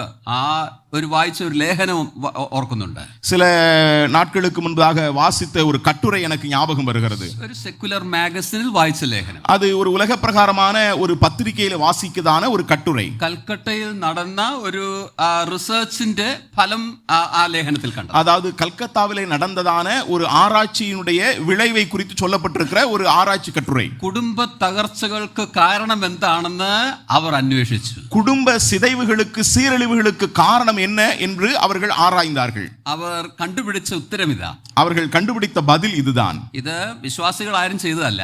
இது விசுவாசிகள் யாரும் இதை செய்யல, ലോകക്കാർ ചെയ്ത ഒരു റിസർച്ചാ. உலகத்துள்ளதான மனிதர்கள் அவர்கள் செய்த ஒரு ஆராய்ச்சி. അവർ പറഞ്ഞത് ഭവനങ്ങളിൽ വിധേയത്വമില്ലാത്തതാണ് കാരണമെന്ന്. அவர்கள் சொன்னது குடும்பத்திலே கீழ்ப்படிதல் இல்லை என்பதுதான் காரணம். വിധേയത്വത്തിന്റെ അഭാവത്തിന് കാരണമായി അവർ പറഞ്ഞത്, அங்கே அந்த கீழ்ப்படிதல் இல்லாமையினுடைய காரணமாக அவர்கள் சொன்னது മൂന്ന് ക്യാപിറ്റൽ ഈസ്. 3 கேபிட்டல் இ. മനസ്സിലായെന്ന് വിചാരിക്കുന്നു. நீங்க புரிஞ்சிருப்பீங்கன்னு நினைக்கிறேன். ആദ്യത്തെ ഇ, முதலாவது இ എക്കണോമി, எக்கனாமி பொருளாதாரம். രണ്ടാമത്തെ ഇ, இரண்டாவது இ ഈഗോ, ஈகோ என்ன சொல்லலாம். മൂന്നാമത്തെ ഈഗോയ്ക്ക് നമ്മളില്ലേ സ്വയം நான் என்கிற அகம்பாவம். அகம்பாவம். മൂന്നാമത്തെ ഇ, மூன்றாவது இ എഡ്യൂക്കേഷൻ, எஜுகேஷன் கல்வி அறிவு. എക്കണോമി, பொருளாதாரம், ഈഗോ, அகம்பாவம், എഡ്യൂക്കേഷൻ. கல்வி. എനിക്കാ കൂടുതൽ ശമ്പളം ഉള്ളത്. எனக்கு தான் நிறைய சம்பளம் வருது, வருமானம் வருது. പുള്ളിക്കാരൻ എന്റെ അത്രയും ശമ്പളം ഇല്ല. அவருக்கு நான் வாங்குற சம்பளம் அவருக்கு கிடையாது. അപ്പൊ ആരാർക്ക് കീഴടങ്ങണം? அப்போ யார் முதல்ல இது பண்ணணும்? ആരാർക്ക് കീഴടങ്ങണം? யாருக்கு கீழ்ப்படியணும்?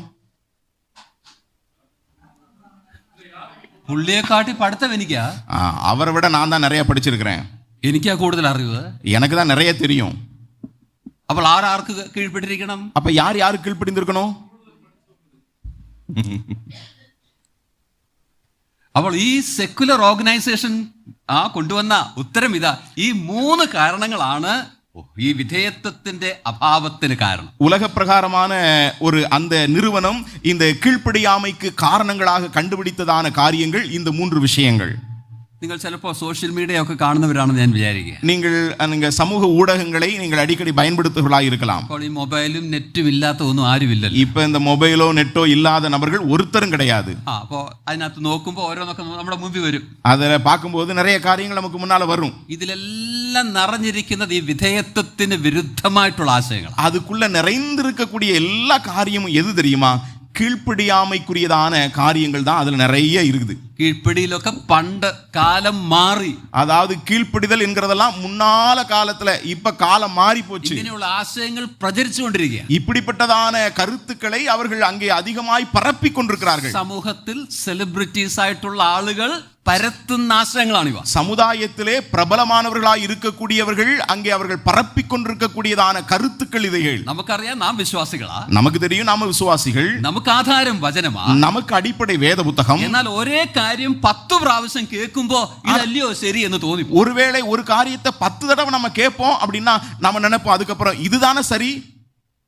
മാത്രമല്ല അടുത്ത തലമുറ അവരത് കേൾക്കുമ്പോ ഡാഡിയും മമ്മിയും പറഞ്ഞു ഒന്നും അല്ല ശരി, ഇതാ ശരി എന്നുള്ള ആശയം പരക്കുവാനായിട്ട് ഇടയാ. அது மட்டுமல்ல, அடுத்த தலைமுறை இதை அவர்கள் கேட்கக்கூடியதான சந்தர்ப்பத்திலே அப்பாவும் அம்மாவும் சொன்னது சரியல்ல, இதுதான் சரி என்று சொல்லி அவர்கள் அதை கடைபிடித்து அதை பரப்பக்கூடியவர்களாய் மாறி போவார்கள். നാം ഒരു കാര്യം ഓർക്കേണ്ട, அருமையானவர்களே, நாம் ஒரு காரியத்தை ஞாபகத்தில் வைக்க வேண்டும். ദൈവമക്കളായ നാം, தேவனுடைய பிள்ளைகளாகிய நாம், ഈ വചനത്തിൽ വിശ്വസിക്കുന്നവരായ നാം, இந்த வசனத்தை விசுவாசிக்கக்கூடியவர்களாகிய நாம், ദൈവം ഭവനത്തിന് നൽകിയിരിക്കുന്ന ക്രമത്തെ മാനിക്കുകയും അത് പാലിക്കുകയും ചെയ്യേണ്ടത്. தேவன் நம்முடைய குடும்பத்திலே கொடுத்திருக்கிறதான ஒழுங்கை நாம் கடைபிடிக்கவும் கனப்படுத்தவும் வேண்டும். ചിലപ്പോ സ്ത്രീകൾക്ക് കഴിവ് കൂടുതലുണ്ടായിരിക്കാം, ஒருவேளை பெண்களுக்கு அங்கே அவர்களுக்கு நிறைய திறமை இருக்கலாம், പഠിത്തം കൂടുതലുണ്ടായിരിക്കാം, படிப்பறிவு இருக்கலாம். എന്നാൽ ഉള്ള കഴിവുകൾ ഭർത്താവ് തലയെന്നുള്ള നിലയിൽ നിവർത്തിക്കേണ്ട ഉത്തരവാദിത്തങ്ങൾ നിറവേറ്റുവാൻ സഹായകരമാകേണ്ടതേറെ ആവശ്യം. இருக்கக்கூடியதான இந்த திறமைகள் கணவன் தலைமைத்துவத்தின் பொறுப்பை நிறைவேற்றக்கூடியதற்கு உதவிகரமாக இருக்க வேண்டும். അതിന് തടസ്സമാകുന്നതല്ല, അതിന് ഉദവി ചെയ്യുന്നതായിരിക്കും. அதற்கு தடையாக இருப்பதல்ல, அதற்கு உதவிகரமாக இருக்க வேண்டும். കാരണം കർത്താവ് നൽകിയ ക്രമം ഇതാണ്. காரணம் ஆண்டவர் கொடுத்ததான ஒழுங்கு இது. ഈ ക്രമം പാലിക്കുന്നിടത്താണ് അനുഗ്രഹമുള്ളത്. இந்த ஒழுங்கை கடைபிடிக்கக்கூடிய இடத்தில் தான் ஆசீர்வாதம் இருக்கிறது. മത്തായി സുവിശേഷം 19-ാം അധ്യായത്തിലേക്ക് വരുമ്പോൾ, மத்தேயு சுவிசேஷம் 19ஆம் அதிகாரத்துக்கு நேராக நாம் கடந்து வரும்போது പ്രാരംഭ ഭാഗങ്ങളിൽ அதனுடைய துவக்க பகுதிகளிலே കർത്താവ് ഭാര്യ ഭർത്തൃ ബന്ധത്തെ കുറിച്ച് പറയുന്നത് നാം കാണും. ஆண்டவர் கணவன் மனைவி உறவை குறித்து சொல்லுகிறதை நாம் அங்கு பார்க்க முடியும். വായിക്കുവാനായിട്ട് ആവശ്യമില്ല, நான் வாசிக்கிறதற்கு அவசியம் இல்லை. ഭാര്യ ഭർത്തൃ ബന്ധത്തിന്റെ സ്ഥിരതയെ കുറിച്ച് കർത്താവ് പറയുക. அங்கே கணவன் மனைவி என்கிறதான அந்த உறவினுடைய உறுதிப்பாட்டை குறித்து ஆண்டவர் சொல்லுகின்றார். ഭാഗം വായിക്കുമ്പോ அந்த பகுதியை நான் வாசிக்கும் போது മരണമല്ലാതെ മറ്റൊന്നും മനുഷ്യന് ആ ബന്ധത്തെ മാറ്റുവാൻ സാധ്യമല്ല എന്നുള്ളത് കർത്താവോട് പഠിപ്പിക്കും. மரணம் அல்லாதபடிக்கு அந்த உறவை வேறொன்றும் பிரிக்க முடியாது என்கிற நிலையிலே ஆண்டவர் அதை குறித்து சொல்லுகிறதை பார்க்க முடியும். യോജിപ്പിച്ചതിനെ മനുഷ്യൻ വേർപിരിക്കരുത്. தேவன் இணைத்ததை எந்த மனிதனும் பிரிக்காதிருக்க கடவன். ആരംഭ ഭാഗത്ത് ഭാര്യ ഭർത്തൃ ബന്ധത്തെ കുറിച്ച് കർത്താവ് പറയുന്നു. அதனுடைய துவக்க பகுதியிலே கணவன் மனைவியினுடைய உறவை குறித்து ஆண்டவர் அங்கே சொல்லுகின்றார். പിന്നീട് നാം താഴേക്ക് വായിക്കുമ്പോൾ, கீழே நாம் வாசிக்கும் போது ചില അമ്മമാർ അവരുടെ കുഞ്ഞുങ്ങളെ അനുഗ്രഹിക്കാൻ കർത്താവിന്റെ അരികിലേക്ക് വരും. சில தாய்மார்கள் தங்களுடைய பிள்ளைகளை ஆசீர்வதிக்கும்படியாக ஆண்டவரிடத்திலே கொண்டு வருகிறார்கள். കർത്താവ് അവരെ അനുഗ്രഹിക്കും. ஆண்டவர் அவர்களை ஆசீர்வதிக்கிறார். പരിശുദ്ധാത്മാവ് ആ കാര്യങ്ങൾ വെച്ചിരിക്കുന്ന ക്രമം ഒന്ന് നോക്കുക. பரிசுத்த ஆவியானவர் அங்க காரியங்களை வைத்திருக்கிற ஒழுங்கை கொஞ்சம் கவனித்து பாருங்களேன். ഭാര്യ ഭർത്തൃ ബന്ധം ആദ്യം, கணவன் மனைவி உறவு முதலாவது, പിന്നെ കുഞ്ഞുങ്ങൾക്കുള്ള അനുഗ്രഹം, அதன் தொடர்ந்து பிள்ளைகளுக்குரிய ஆசீர்வாதம். എന്താണ് ആ ക്രമം നമ്മെ പഠിപ്പിക്കുന്നത്? அந்த ஒழுங்கு நமக்கு எதை கற்றுக் கொடுக்கிறது? ഭാര്യ ഭർത്തൃ ബന്ധം എങ്ങനെയായിരിക്കണമോ അങ്ങനെ സൂക്ഷിക്കുന്നിടത്താണ് കുഞ്ഞുങ്ങൾ, അടുത്ത തലമുറ അനുഗ്രഹിക്കപ്പെട്ടവരായി തീരുവാനിടയാകും. கணவன் மனைவி உறவு எந்த இடத்திலே அது சரியாய் கடைபிடிக்கப்படுகிறதோ அந்த இடத்திலே தான் ஆசீர்வதிக்கப்பட்டதான பிள்ளைகளின் தலைமுறையை நாம் பார்க்க முடியும். ഈ വസ്തുത നാം അറിയുവാനും ഈ സത്യം നാം പിടിച്ചുകൊള്ളുവാനും ഏറെ ആവശ്യം. இந்த காரியத்தை நாம் அறிந்து கொள்ளவும் இந்த சத்தியத்தை நாம் பிடித்துக் கொள்ளவும் மிகவும் அவசியம் உண்டு. ഈ കുടുംബത്തെ കുറിച്ച് നാം പറഞ്ഞു വന്നത് ഇതാണ്. இந்த குடும்பத்தை குறித்து நாம் சொல்லி வருகிறது இதுதான். ഈ ഭാര്യ ഭർത്തൃ ബന്ധം എങ്ങനെയായിരിക്കണമോ ആ നിലയിൽ അവർ കാത്തു. கணவன் மனைவி உறவு எந்த விதத்தில் இருக்க வேண்டுமோ அந்த விதத்திலே தங்களுடைய உறவை அவர்கள் காத்து கொண்டார்கள். വിശ്വാസം അല്ലെങ്കിൽ വചനം ഭാര്യ ഭർത്തൃ ബന്ധത്തിൽ അവർ കാട്ടി.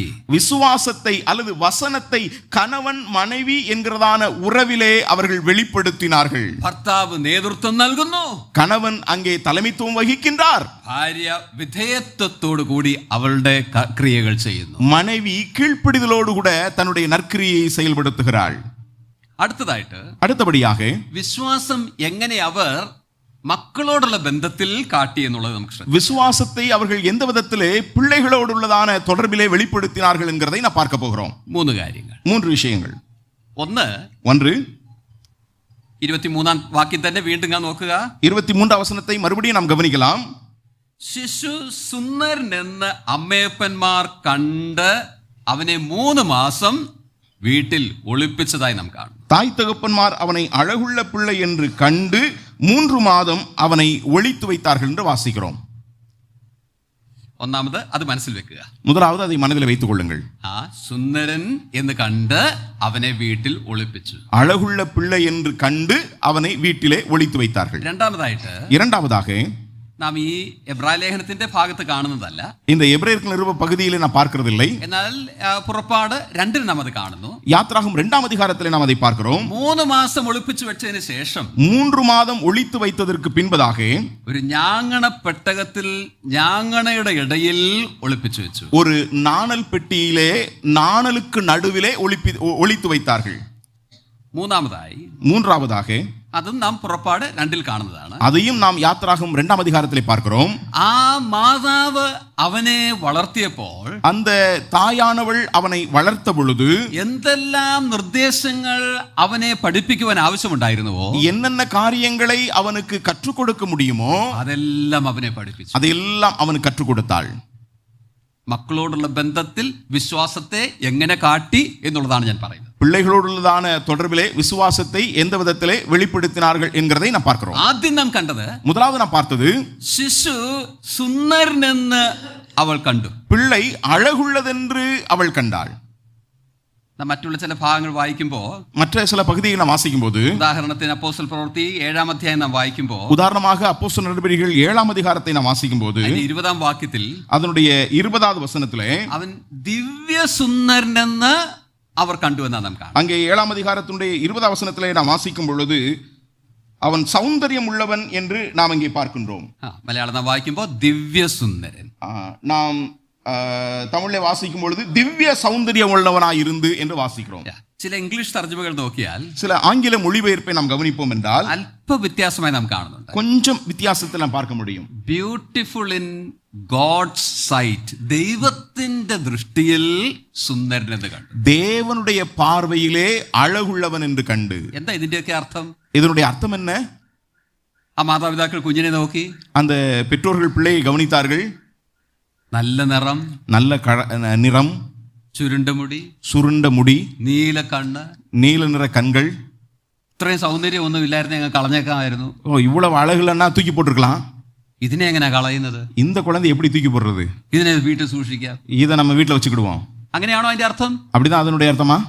ഇല്ല, അതിന്റെ അർത്ഥം അങ്ങനെയല്ല. இல்ல அப்படி அல்ல அதனுடைய அர்த்தம். അവർ പൈതലിനെ നോക്കിയപ്പോ, அவர்கள் பிள்ளையை பார்த்தபோது ദൈവദൃഷ്ടിയിൽ സുന്ദരനെന്ന് അവർ കണ്ടു എന്ന് പറയുമ്പോ, தேவனுடைய பார்வையிலே அழகுள்ளவனாய் அவன் இருந்தான் என்று பார்க்கும்போது അതിന്റെ അർത്ഥം ഇതാണ്. அதனுடைய அர்த்தம் இதுதான். ഈ ശിശുവിനെ കൊണ്ട് ദൈവത്തിന് വലിയൊരു പദ്ധതിയുണ്ട്. இந்த குழந்தையை குறித்து தேவனுக்கென்று ஒரு திட்டம் உண்டு.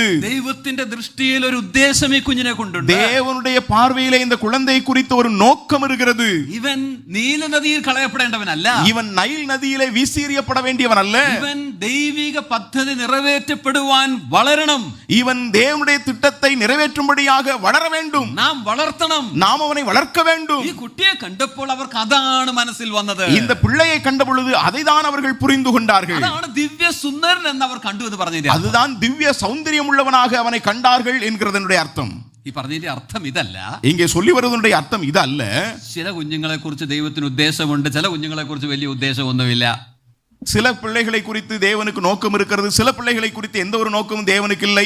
ഇല്ല, അങ്ങനെ 2 വിഭാഗങ്ങളില്ല. அப்படிப்பட்ட 2 விதமான பிரிவுகள் கிடையாது. നമുക്കുള്ള കുഞ്ഞുങ്ങളെ കുറിച്ച് എല്ലാം ദൈവത്തിനൊരു ഉദ്ദേശമുണ്ട്. நம்முடைய பிள்ளைகள் எல்லாரை குறித்தும் தேவனுக்கு என்று ஒரு நோக்கம் இருக்கிறது. ആ ഉദ്ദേശം നാം മനസ്സിലാക്കണം. அந்த நோக்கத்தை நாம் புரிந்து கொள்ள வேண்டும். ആ ഉദ്ദേശം സാധ്യമാകത്തക്കവണ്ണം അവരെ നാം വളർത്തണം. அந்த நோக்கத்தை நிறைவேற்றத்தக்க நிலையிலே நம்முடைய பிள்ளைகளை நாம் வளர்க்க வேண்டும். അതാണ് നാം ഇവിടെ കാണുന്നത്. அதைதான் நாம் இங்கே பார்க்கின்றோம். അതവർ മനസ്സിലാക്കി 3 മാസം ഭവനത്തിൽ ഒളിപ്പിച്ചു. அவர்கள் அதை புரிந்து கொண்டு 3 மாதம் தங்களுடைய வீட்டிலே ஒளித்து வைத்தார்கள். പ്രിയമുള്ളവരെ, നമുക്ക് ദൈവം തന്നിരിക്കുന്ന കുഞ്ഞുങ്ങളെ കുറിച്ച് ദൈവത്തിന് ഉദ്ദേശമുണ്ട്. அருமையானவர்களே, தேவன் நமக்கு கொடுத்திருக்கிறதான பிள்ளைகளை குறித்து தேவனுக்கு ஒரு நோக்கம் உண்டு. അത് മനസ്സിലാക്കി ഉത്തരവാദിത്വത്തോടു കൂടി അവരെ വളർത്തുവാൻ ആവശ്യമാണ്. அதை புரிந்து கொண்டு பொறுப்போடு கூட அவர்களை வளர்க்க வேண்டியது அவசியமாயிருக்கிறது. രണ്ടാമത്തെ ഞാൻ പറഞ്ഞത്, இரண்டாவதாக நான் சொல்ல விரும்புகிறது, 3 മാസം കഴിഞ്ഞപ്പോ പിന്നെ വീട്ടിൽ വെക്കാൻ ഒക്കുകയില്ല. 3 மாதத்துக்கு பின்பதாக அதற்கப்புறம் வீட்டிலே வைத்திருக்க முடியாது. വീട്ടിൽ തുടർന്നാൽ രാജാവ് അറിയും. இனி வீட்டிலே வைத்திருப்போம் என்றால் ராஜாவுக்கு தெரிந்துவிடும். ഇനിയും പിന്നെ പ്രശ്നങ്ങളിലേക്ക് നീങ്ങും. அதுக்கப்புறம் பிரச்சனைக்குள்ளாய் மாட்டிக்கொள்வோம். അതുകൊണ്ട് അടുത്ത പടി അവർ ശ്രദ്ധിക്കുക. ஆகவே அடுத்த காரியத்தை அவர்கள் யோசிக்கிறார்கள். ഞാൻ വിശദീകരിക്കേണ്ട ആവശ്യമില്ല, നമുക്കൊക്കെ അറിയാം. நான் விலைக்கு சொல்ல வேண்டிய அவசியம் இல்லை, உங்க எல்லாருக்கும் தெரியும். അവരൊരു ഞാങ്ങണ പെട്ടകമുണ്ടായി. அவர் ஒரு நாணல் பெட்டி செய்தார்கள். പൈതലിനെ അതിൽ കിടത്തി. பிள்ளையை அதிலே படுக்க வைத்தார்கள். അത് നദീ തീരത്ത് ഞാങ്ങണയുടെ ഇടയിൽ ഒളിപ്പിച്ചു. அது நதியின் ஓரத்திலே நாணலுக்குள்ளே ஒளித்து வைத்தார்கள். ഞാനിത് ചോദിക്കട്ടെ, நான் கேட்கிறேன், ഈ ഐഡിയ അവർക്ക് എങ്ങനെ കിട്ടി? എവിടുന്ന് കിട്ടി? இந்த ஐடியா அவர்களுக்கு எங்கிருந்து கிடைத்தது? അവരുടെ ചരിത്രം അവർ ഓർത്തതാവും. அவர்களுடைய வரலாற்றை அவர்கள் சிந்தித்து பார்த்தார்கள். ഇവിടെ ആരെയാണ് വെള്ളത്തിൽ എറിയേണ്ടത്? இங்க யார தண்ணீரை தூக்கி போடணும்? ഒരു പൈതലിനെ, ஒரு பிள்ளையை. നോഹയുടെ കാലത്തോ நோவாவின் காலத்திலோ സകലരെയും. சகலரையும். എന്നാൽ ദൈവം അവിടെ ഒരു വഴി ജനത്തിന് ഒരുക്കി. ஆனால் தேவன் அங்கே தம்முடைய ஜனத்திற்காக ஒரு வழியை ஆயத்தப்படுத்தினார். എന്തായിരുന്നു ആ വഴി? அந்த வழி என்ன? ഒരു പെട്ടകം, ஒரு பேழை. അതിന് ദൈവം ഒരു പെട്ടകമാണ് ഒരുക്കിയെങ്കിൽ, அதற்காக தேவன் ஒரு பேழையை ஆயத்தப்படுத்தினார் என்றால், നമ്മുടെ പൈതലിനും ഒരു പെട്ടകം വേണം. நம்முடைய பிள்ளைக்கும் ஒரு பெட்டி அவசியம். ദൈവം എങ്ങനെ നോഹയെയും കുടുംബത്തെയും രക്ഷിച്ചുവോ, தேவன் எவ்விதமாக நோவாவையும் குடும்பத்தையும் காப்பாற்றினாரோ, അതുപോലെ ഈ പൈതലിനെയും രക്ഷിക്കും. அதுபோல இந்த பிள்ளையும் காப்பாற்றுவார். ഈ ഞാങ്ങണപ്പെട്ടകം ഉണ്ടാക്കി, இந்த நாணல் பெட்டியை உண்டு பண்ணி, അതിനെ കീൽ തേച്ച് സുരക്ഷിതമാക്കി, அதை கீழ் பூசி, அதை பாதுகாப்பாக்கி, അതിൽ അവർ പൈതലിനെ വെക്കുമ്പോ, அதற்குள்ளாக தங்களுடைய பிள்ளையை வைக்கும்போது, ദൈവകരങ്ങളിലേക്ക് പൈതലിനെ ഏൽപ്പിക്കുകയായി. தேவனுடைய கரங்களிலே தங்களுடைய பிள்ளையை ஒப்பு கொடுக்கிறார்கள். നോഹയെ കാത്ത ദൈവമേ, ഞങ്ങളുടെ പൈതലിനെ നീ സൂക്ഷിക്കണം. நோவாவை காத்த தேவனே, எங்களுடைய பிள்ளையை நீர் பாதுகாத்துக் கொள்ளும். ദൈവകരങ്ങളിലേക്ക് ആ പൈതലിനെ ഏൽപ്പിക്കുകയായി. தேவனுடைய கரங்களிலே அந்த பிள்ளையை ஒப்பு கொடுக்கிறார்கள். ഞങ്ങൾക്ക് നീ സൂക്ഷിക്കാൻ ഒക്കെയില്ല, எங்களாலே இனி காப்பாற்ற முடியாது, ഞങ്ങളുടെ ജീവിതം അപകടത്തിലാകും, எங்களுடைய வாழ்க்கை ஆபத்தில் இருக்கிறது, ഇത് നിന്റെ കരങ്ങളിൽ നൽകുക, இதை உம்முடைய கரங்களிலே கொடுக்கிறோம், നീ കാക്കുക.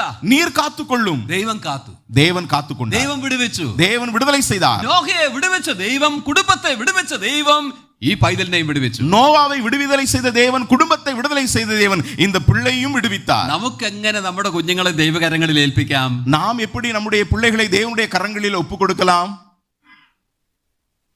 ഇത് നമ്മുടെ പ്രാർത്ഥനയിലെ ഉത്തരവാദിത്വം ഓർപ്പിക്കുന്നു. இது நம்முடைய ஜெபத்தினுடைய பொறுப்பை நமக்கு காண்பிக்கிறது. ആദ്യം നാം കണ്ടത് നമ്മുടെ പൈതങ്ങളെ കുറിച്ചുള്ള ദൈവിക ഉദ്ദേശം നാം മനസ്സിലാക്കണം. முதலாவதாக நாம் சிந்தித்தது நம்முடைய பிள்ளைகளை குறித்ததான தேவனுடைய நோக்கம் என்ன என்பதை நாம் புரிந்து கொள்ள வேண்டும். അവരെ വളർത്തുക എന്നുള്ളത്, അതിനായി വളർത്തുക എന്നുള്ളത് നമുക്ക് തന്നിരിക്കുന്ന ഉത്തരവാദിത്തങ്ങളാണ്. அதற்காக அவர்களை நாம் வளர்க்க வேண்டும் என்கிறது நமக்கு கொடுக்கப்பட்டிருக்கிறதான பொறுப்பாய் இருக்கிறது. രണ്ടാമത് ഞാൻ ഇപ്പോൾ ഓർപ്പിച്ചത്, இரண்டாவதாக நான் இங்கே சொன்னது, മക്കൾക്ക് വേണ്ടി പ്രാർത്ഥിക്കണം. பிள்ளைகளுக்காக நாம் ஜெபிக்க வேண்டும். ആരാ പ്രാർത്ഥിക്കാത്ത? നമ്മളെല്ലാം പ്രാർത്ഥിക്കുന്നില്ലേ? யாருங்க ஜெபம் பண்ணாம இருக்கிறோம்? நம்ம எல்லாருமே ஜெபம் பண்றோமே. പക്ഷെ എന്തിനു വേണ്ടിയാ പ്രാർത്ഥിക്കുന്നത്? ஆனா எதுக்காக ஜெபம் பண்றோம்? நல்ல മാർക്ക് വാങ്ങണം, நல்ல மதிப்பெண் எடுக்க வேண்டும், நல்ல അഡ്മിഷൻ വേണം, நல்ல இடம் கிடைக்க வேண்டும், അസുഖമൊക്കെ ഉള്ളതാണെങ്കിൽ അസുഖം മാറണം, வியாதி இருக்கும் என்றால் அந்த வியாதி சுகமாக வேண்டும். ആത്മീയ കാര്യങ്ങൾക്ക് പ്രാധാന്യം എത്രമാത്രമുണ്ട്? ஆவிக்குரிய காரியங்களுக்கு எந்த அளவுக்கு முக்கியத்துவம் கொடுக்கிறோம்?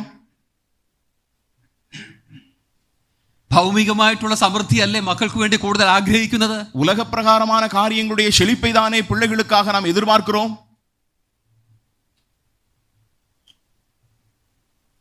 ആത്മീയമായിട്ടൊരു കെയർ നമുക്ക് ഇല്ലെന്നല്ല ഞാൻ പറഞ്ഞു വെക്കുന്നത്. ஆவிக்குரிய விதத்திலே எந்த விதமான அக்கறையும் நமக்கு இல்லை என்று நான் சொல்லவில்லை. എന്നാൽ ഏറെ, ഇപ്പോൾ ഉള്ളതിലും ഏറെ ആവശ്യമാണെന്നുള്ള കാര്യം ഞാൻ ഓർപ്പിക്കുന്നു. ஆனால் இப்பொழுது நமக்கு இருக்கிறதை விட இன்னும் அதிகமான அக்கறை நமக்கு மிக அவசியமாக இருக்கிறது. നിങ്ങൾ ചിലപ്പോ സൂസന്ന വെസ്ലിയെ കുറിച്ച് കേട്ടിട്ടുണ്ട്. ஒருவேளை சில நேரங்களில் நீங்கள் சூசன்னா வெஸ்லியை குறித்து நீங்கள் கேள்விப்பட்டிருக்கலாம். കുഞ്ഞുങ്ങളുടെ കാര്യമൊക്കെ പറയുമ്പോൾ സാധാരണ പറയുന്ന ഉദാഹരണമാണ്. பொதுவாக பிள்ளைகளுடைய காரியங்களை குறித்து சொல்லும் பொழுது சாதாரணமாய் சொல்லப்படுகிற உதாரணம். എത്ര മക്കളായിരുന്നു ഉണ്ടായിരുന്നത്? எத்தனை பிள்ளைங்க இருந்தாங்க? എത്ര? எத்தனை? 13? അല്ല 18? 13 18 എൻ്റെ ഓർമ്മ ശരിയാണെങ്കിൽ 19. எனக்கு ஞாபகம் சரியாக இருக்கும் என்றால் 19. വീട്ടിലൊരു സഭ തുടങ്ങാം നമുക്ക്. வீட்டில் ஒரு சபையே ஆரம்பிக்கலாம். മറ്റാരും വേണ്ട, வேற யாரும் வேண்டாம். അവർ പ്രാർത്ഥനയിൽ, അവരുടെ പ്രാർത്ഥന പ്രസിദ്ധമായിരുന്നു മക്കൾക്ക് വേണ്ടിയുള്ള. தங்களுடைய பிள்ளைகளை குறித்த ஜெபத்திலே அவர்கள் பிரசித்தமாக இருந்தார்கள். ഈ 19 പിള്ളേര് വളരുന്ന ആ വീടൊന്ന് മനസ്സിൽ കാണുക. அந்த 19 பிள்ளைங்க வளரக்கூடிய அந்த வீட்டை கொஞ்சம் மனசுல அங்க கற்பனை பண்ணுங்களேன். ഞങ്ങൾ മലയാളത്തിൽ പലരും അലപ്രയാണെന്ന് പറയും. ஒரே அலப்பறையா இருக்கும், அங்க பயங்கர ரகளையா இருக்கும். തമിഴിൽ ആ വാക്ക് ഇരിക്ക இருக்கு ഓക്കെ. ரகலை. വലിയ ബഹളമായിരിക്കും, பெரிய சத்தமும் அப்படியே ரணகலமா இருக்கும், அங்க ரகலையா இருக்கும். നമ്മുടെ 1, 2 കൊണ്ടുള്ള പ്രശ്നം നമുക്കറിയാം. 1, 2 இருக்கும் போதே இருக்கிற பிரச்சனை என்ன நமக்கு தெரியும். അപ്പൊ 19 എണ്ണം അതിന്റെ ബഹളം ഒന്ന് ചിന്തിക്കാവുന്ന. 19 இருக்கும்போது அதனால் ஏற்படக்கூடியதான அந்த பிரச்சனை என்னன்னு பாத்துக்கோங்க. ആ കുടുംബത്തെ കുറിച്ച് പറയുന്നത് ഇതാണ്. அந்த குடும்பத்தை குறித்து இவ்விதமாய் சொல்லப்படுகிறது. ആ അമ്മയുടെ തലയിൽ ഒരു ചെറിയ തുണിക്കഷ്ണം കാണുമ്പോ, அந்த தாயினுடைய தலையிலே ஒரு சின்ன துணியை அவர்கள் பார்க்கும்போது പിള്ളേർക്കെല്ലാം അറിയാം ഒരു പിൻ ഡ്രോപ്പ് സൈലൻസ് വീട്ടിലുണ്ടായിരിക്കണം. பிள்ளைகளுக்கு எல்லாருக்கும் தெரியும், ஒரு குண்டூசி விழுந்தாலும் அதன் சத்தம் கேட்க கூடாது என்கிற அந்த அளவுக்குள்ளதான மௌனம் காக்க வேண்டும். എന്താ അർത്ഥം? என்றால் அதனுடைய அர்த்தம் என்ன? അമ്മ പ്രാർത്ഥിക്കുക, அம்மா ஜெபம் பண்ண போகிறார். ആ ഭവനത്തിൽ നിന്നാണ് ജോൺ വെസ്ലിയും ചാൾസ് വെസ്ലിയും വന്നത്. அந்த வீட்டில்தான் ஜான் வெஸ்லியும் சார்ல்ஸ் வெஸ்லியும் வந்தார்கள். കർത്താവ് വളരെ ഉപയോഗിച്ച മക്കൾ, ஆண்டவர் அதிகமாய் பயன்படுத்தினதான பிள்ளைகள். അങ്ങനെ അനവധി ഉദാഹരണങ്ങൾ. அப்படி ஏராளமான உதாரணம். പ്രാർത്ഥനയുടെ ആവശ്യമാണത് ഓർപ്പിക്കുന്നത്. இது ஜெபத்தினுடைய தேவையை இது நமக்கு தெரியப்படுத்துகிறது. പ്രാർത്ഥിക്കുന്നുണ്ട്, സംശയമില്ല. நாம் ஜெபிக்கிறோம், சந்தேகமில்லை. എന്നാൽ കൂടുതൽ പ്രാർത്ഥിക്കുവാൻ ആവശ്യമുണ്ട്. ஆனால் நாம் அதிகமாய் ஜெபிக்க வேண்டிய அவசியம் இருக்கிறது. പ്രാരംഭത്തിൽ ഓർപ്പിച്ചതുപോലെ, நான் ஏற்கனவே சொன்னது போல, കാലം ദുഷ്കരമാ, ஒரு பொல்லாத காலம். കുഞ്ഞുങ്ങൾ ഏത് വഴിയിലും പോകുവാൻ സാധ്യതയുള്ള കാലങ്ങളാണ്. பிள்ளைகள் எந்த வழியினூடாக போகக்கூடிய சாத்தியம் நிறைந்த ஒரு காலகட்டம். ഏറെ പ്രാർത്ഥിപ്പാൻ ആവശ്യമുണ്ട്. நாம் அதிகமாய் ஜெபிக்க வேண்டிய ஒரு அவசியம் இருக்கிறது.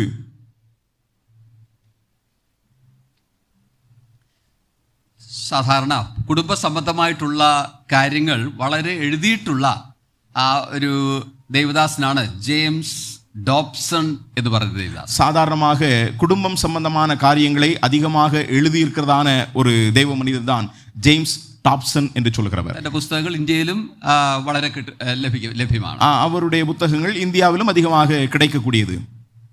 തന്റെ പുസ്തകങ്ങളും തന്റെ പരിപാടികളും ഒക്കെ കേട്ടാൽ, அவருடைய புத்தகங்களையும் அவருடைய காரியங்களையும் கேட்டால் നമുക്ക് തോന്നും ഇവർക്ക് ഇവരുടെ പിള്ളേരെ വളർത്താനൊക്കെ വളരെ എളുപ്പമായിരിക്കും. இவங்க பிள்ளையெல்லாம் வளர்க்கறது ரொம்ப சுலபம் அப்படின்னு நினைக்கணும். കാരണം അവർക്കെല്ലാം അറിയാം. காரணம் அவங்க எல்லாம் தெரியும் அவங்களுக்கு. പഠിപ്പിക്കുമ്പോ കാണുമ്പോ പിള്ളേരോട് എങ്ങനെ ഇടപെടണം, ഈ കാര്യങ്ങളൊക്കെ അവർ പറയുന്നത് കേൾക്കുമ്പോ ഇവർക്ക് ഇത് വളരെ ഈസി ആയിരിക്കും.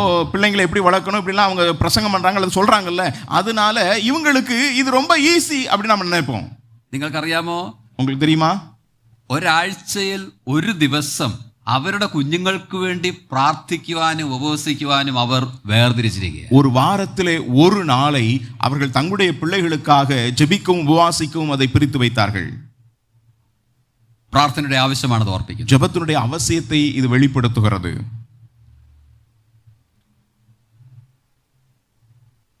സ്കഡേഴ്സ് നിങ്ങൾ അറിഞ്ഞിരിക്കും. ஸ்கட் நம்மை குறித்து நமக்கு தெரியும்.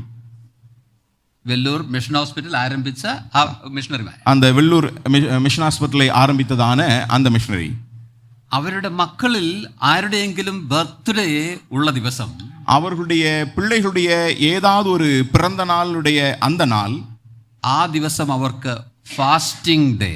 அந்த நாள் அவர்களுக்கு உபவாச நாள். നമുക്കെന്താ? நமக்கு என்ன? ഫീസ്റ്റിംഗ് ഡേ ആണ്. நமக்கு விருந்தின் நாள். എന്നാൽ അവർക്കത് ഫാസ്റ്റിംഗ് ഡേ. ஆனா அவர்களுக்கோ உபவாச நாள். ആ കുഞ്ഞിന് വേണ്ടി പ്രാർത്ഥിക്കുക പ്രത്യേകമായി. அந்த குழந்தைக்காக விசேஷமாய் ஜெபம் பண்ணுவார்கள். പ്രാർത്ഥനയുടെ പ്രാധാന്യമാണ് ഞാൻ ഓർപ്പിക്കുന്നത്. நான் ஜெபத்தினுடைய முக்கியத்துவத்தை குறித்து சொல்லி வருகிறேன். നമ്മുടെ കുഞ്ഞുങ്ങൾക്ക് വേണ്ടി അധികം പ്രാർത്ഥിക്കണം. நம்முடைய பிள்ளைகளுக்காக அதிகமாய் ஜெபிக்க ഞാൻ வேண்டும். ഓർപ്പിച്ചത് ഇതാണ്, ദൈവ വഴിയിൽ ദൈവ കരങ്ങളിലേക്ക് ഈ പൈതലിനെ അവർ സമർപ്പിച്ചു. தேவனுடைய வழியிலே தேவனுடைய கரங்களிலே இந்த பிள்ளையை அவர்கள் ஒப்பு கொடுத்தார்கள். ഈ സ്വഭാവം നമുക്കും ഉണ്ടായിരിക്കണം. இந்த குணாதிசயம் நமக்கும் காணப்பட வேண்டும். പ്രാർത്ഥിക്കുന്നുണ്ട്, സംശയമില്ല. நாம் ஜெபிக்கிறோம், சந்தேகமில்லை. എന്നാൽ അവരുടെ ആത്മീയ നന്മയ്ക്ക് വേണ്ടി കർത്താവ് അവരെ ഉപയോഗിക്കേണ്ടതിന് വേണ്ടി ഏറെ പ്രാർത്ഥിക്കുകയും ദൈവകരങ്ങളിൽ അവരെ സമർപ്പിക്കുകയും ചെയ്യേണ്ടത് ഏറെ. அவர்களுடைய ஆவிக்குரியதான நன்மைகளுக்காக நாம் அதிகமாய் ஜெபிக்கவும் தேவ கரங்களிலே அவர்களை நாம் ஒப்பு கொடுக்க வேண்டியது அவசியமாய் இருக்கிறது. ആദ്യം നാം പറഞ്ഞത് കുഞ്ഞുങ്ങളെ കുറിച്ചുള്ള ദൈവിക ഉദ്ദേശം മനസ്സിലാക്കണം. முதலாவது நாம் சிந்தித்தது தங்களுடைய பிள்ளைகளை குறித்தான நோக்கத்தை நாம் புரிந்து கொள்ள வேண்டும். അവരെ പ്രാർത്ഥനയിൽ നാം വഹിക്കണം. அவர்களை ஜெபத்திலே நாம் தாங்க வேண்டும். മൂന്നാമത് ഞാൻ ഓർപ്പിച്ച്, மூன்றாவதாக நான் சொல்கிறது, നമുക്കറിയാം ആ കുഞ്ഞിനെ അവർ ആ നദിയുടെ കരയിൽ വെച്ചു. நமக்கு தெரியும் அந்த பிள்ளையை அந்த நதி ஓரத்திலே அவர்கள் வைத்தார்கள். രാജകുമാരി അവിടെ വരുന്നു. அங்கே ராஜகுமாரத்தி அங்கே வருகிறாள். അവർക്ക് അത് കുഞ്ഞിനോട് ദയുണ്ടായി. அவள் அந்த குழந்தையை பார்த்து கருணை காண்பிக்கிறாள். മിരിയാം മുഖാന്തരം ആ പൈതൽ വീണ്ടും വീട്ടിൽ തന്നെ എത്തിയത്. மிரியாமின் மூலமாக அந்த பிள்ளை மறுபடியும் வீட்டுக்கே கொண்டு வரப்படுகிறான். പിന്നീട് മുലകുടി മാറുന്നത് വരെയും ആ പൈതൽ വളർന്നത് ആ വീട്ടിലാണ്. அதற்கு பின்பதாக பால் மறக்கிற வரைக்கும் அந்த பிள்ளை வளர்ந்தது அந்த வீட்டிலே. അത് എത്ര വയസ്സാ നമുക്ക് വ്യക്തമായി അറിയില്ല. அது எத்தனை வயது வரைக்கும் என்று நமக்கு தெரியாது. പഴയ കാലങ്ങളിൽ 10 വയസ്സ് 12 വയസ്സ് വരെയൊക്കെ തുടർന്നിരുന്നു എന്നാണ് അറിയുന്നത്. பண்டைய காலங்களிலே 10 வயது வரைக்கும் 12 வயது வரைக்கும் அவ்விதமான நிலை இருந்தது என்பதை நான் பார்க்க முடியும். അപ്പോൾ അവരുടെ പൈതൽ പ്രായം ആ ഭവനത്തിലായിരുന്നു. அப்படி என்றால் அவனுடைய அந்த பிள்ளை பருவம் அந்த வீட்டிலே இருந்தது. നാം ആ പുറപ്പാട് പുസ്തകത്തിലെയും അപ്പോസ്തല പ്രവൃത്തിയിലെയും ചില ഭാഗങ്ങൾ വായിക്കുമ്പോൾ நாம் யாத்திராகம புத்தகத்திலும் அப்போஸ்தல நடவடிக்கைகளிலும் சில பகுதியை நாம் வாசிக்கும்போது അവന് 40 വയസ്സായപ്പോ அங்கே 40 வயதான போது അവന്റെ സഹോദരന്മാരെ കാണുവാനായിട്ട് അവൻ പോകും. அவன் தன் சகோதரர்களை பார்க்கும்படியாய் போகிறான். ഏത് സഹോദരന്മാർ? எந்த சகோதரர்? ഇസ്രായേലിയർ. அங்கே இஸ்ரவேலர்கள். അവന്റെ സഹോദരന്മാരാണ് അവർ എന്ന് അവനെങ്ങനെ മനസ്സിലായി? அவர் தங்களுடைய சகோதரர்கள் என்று அவனுக்கு எப்படி தெரியும்? രാജകുമാരി പറഞ്ഞാണോ? அந்த ராஜகுமாரத்தி சொல்லி இருப்பாளா? ഇല്ല, അവരത് പറയില്ല. இல்ல அவள் சொல்லி இருக்க மாட்டாள். പിന്നെ அப்படி என்றால் ചെറുപ്പകാലത്ത് അമ്മ പറഞ്ഞതാ. அந்த குழந்தை பருவத்திலே தாயானவள் சொன்னது. എന്തെല്ലാം ആ പൈതലിനോട് അക്കാലത്ത് പറയണമായിരുന്നോ അതെല്ലാം ആ മാതാവ് പറഞ്ഞു. என்னெல்லாம் அந்த பிள்ளைக்கு அந்த காலகட்டத்திலே சொல்லிக் கொடுக்க முடியுமோ அதையெல்லாம் தாயானவள் அங்கே சொல்லிக் கொடுத்தாள். അവൻ പ്രായമായപ്പോഴും അത് മറന്നില്ല.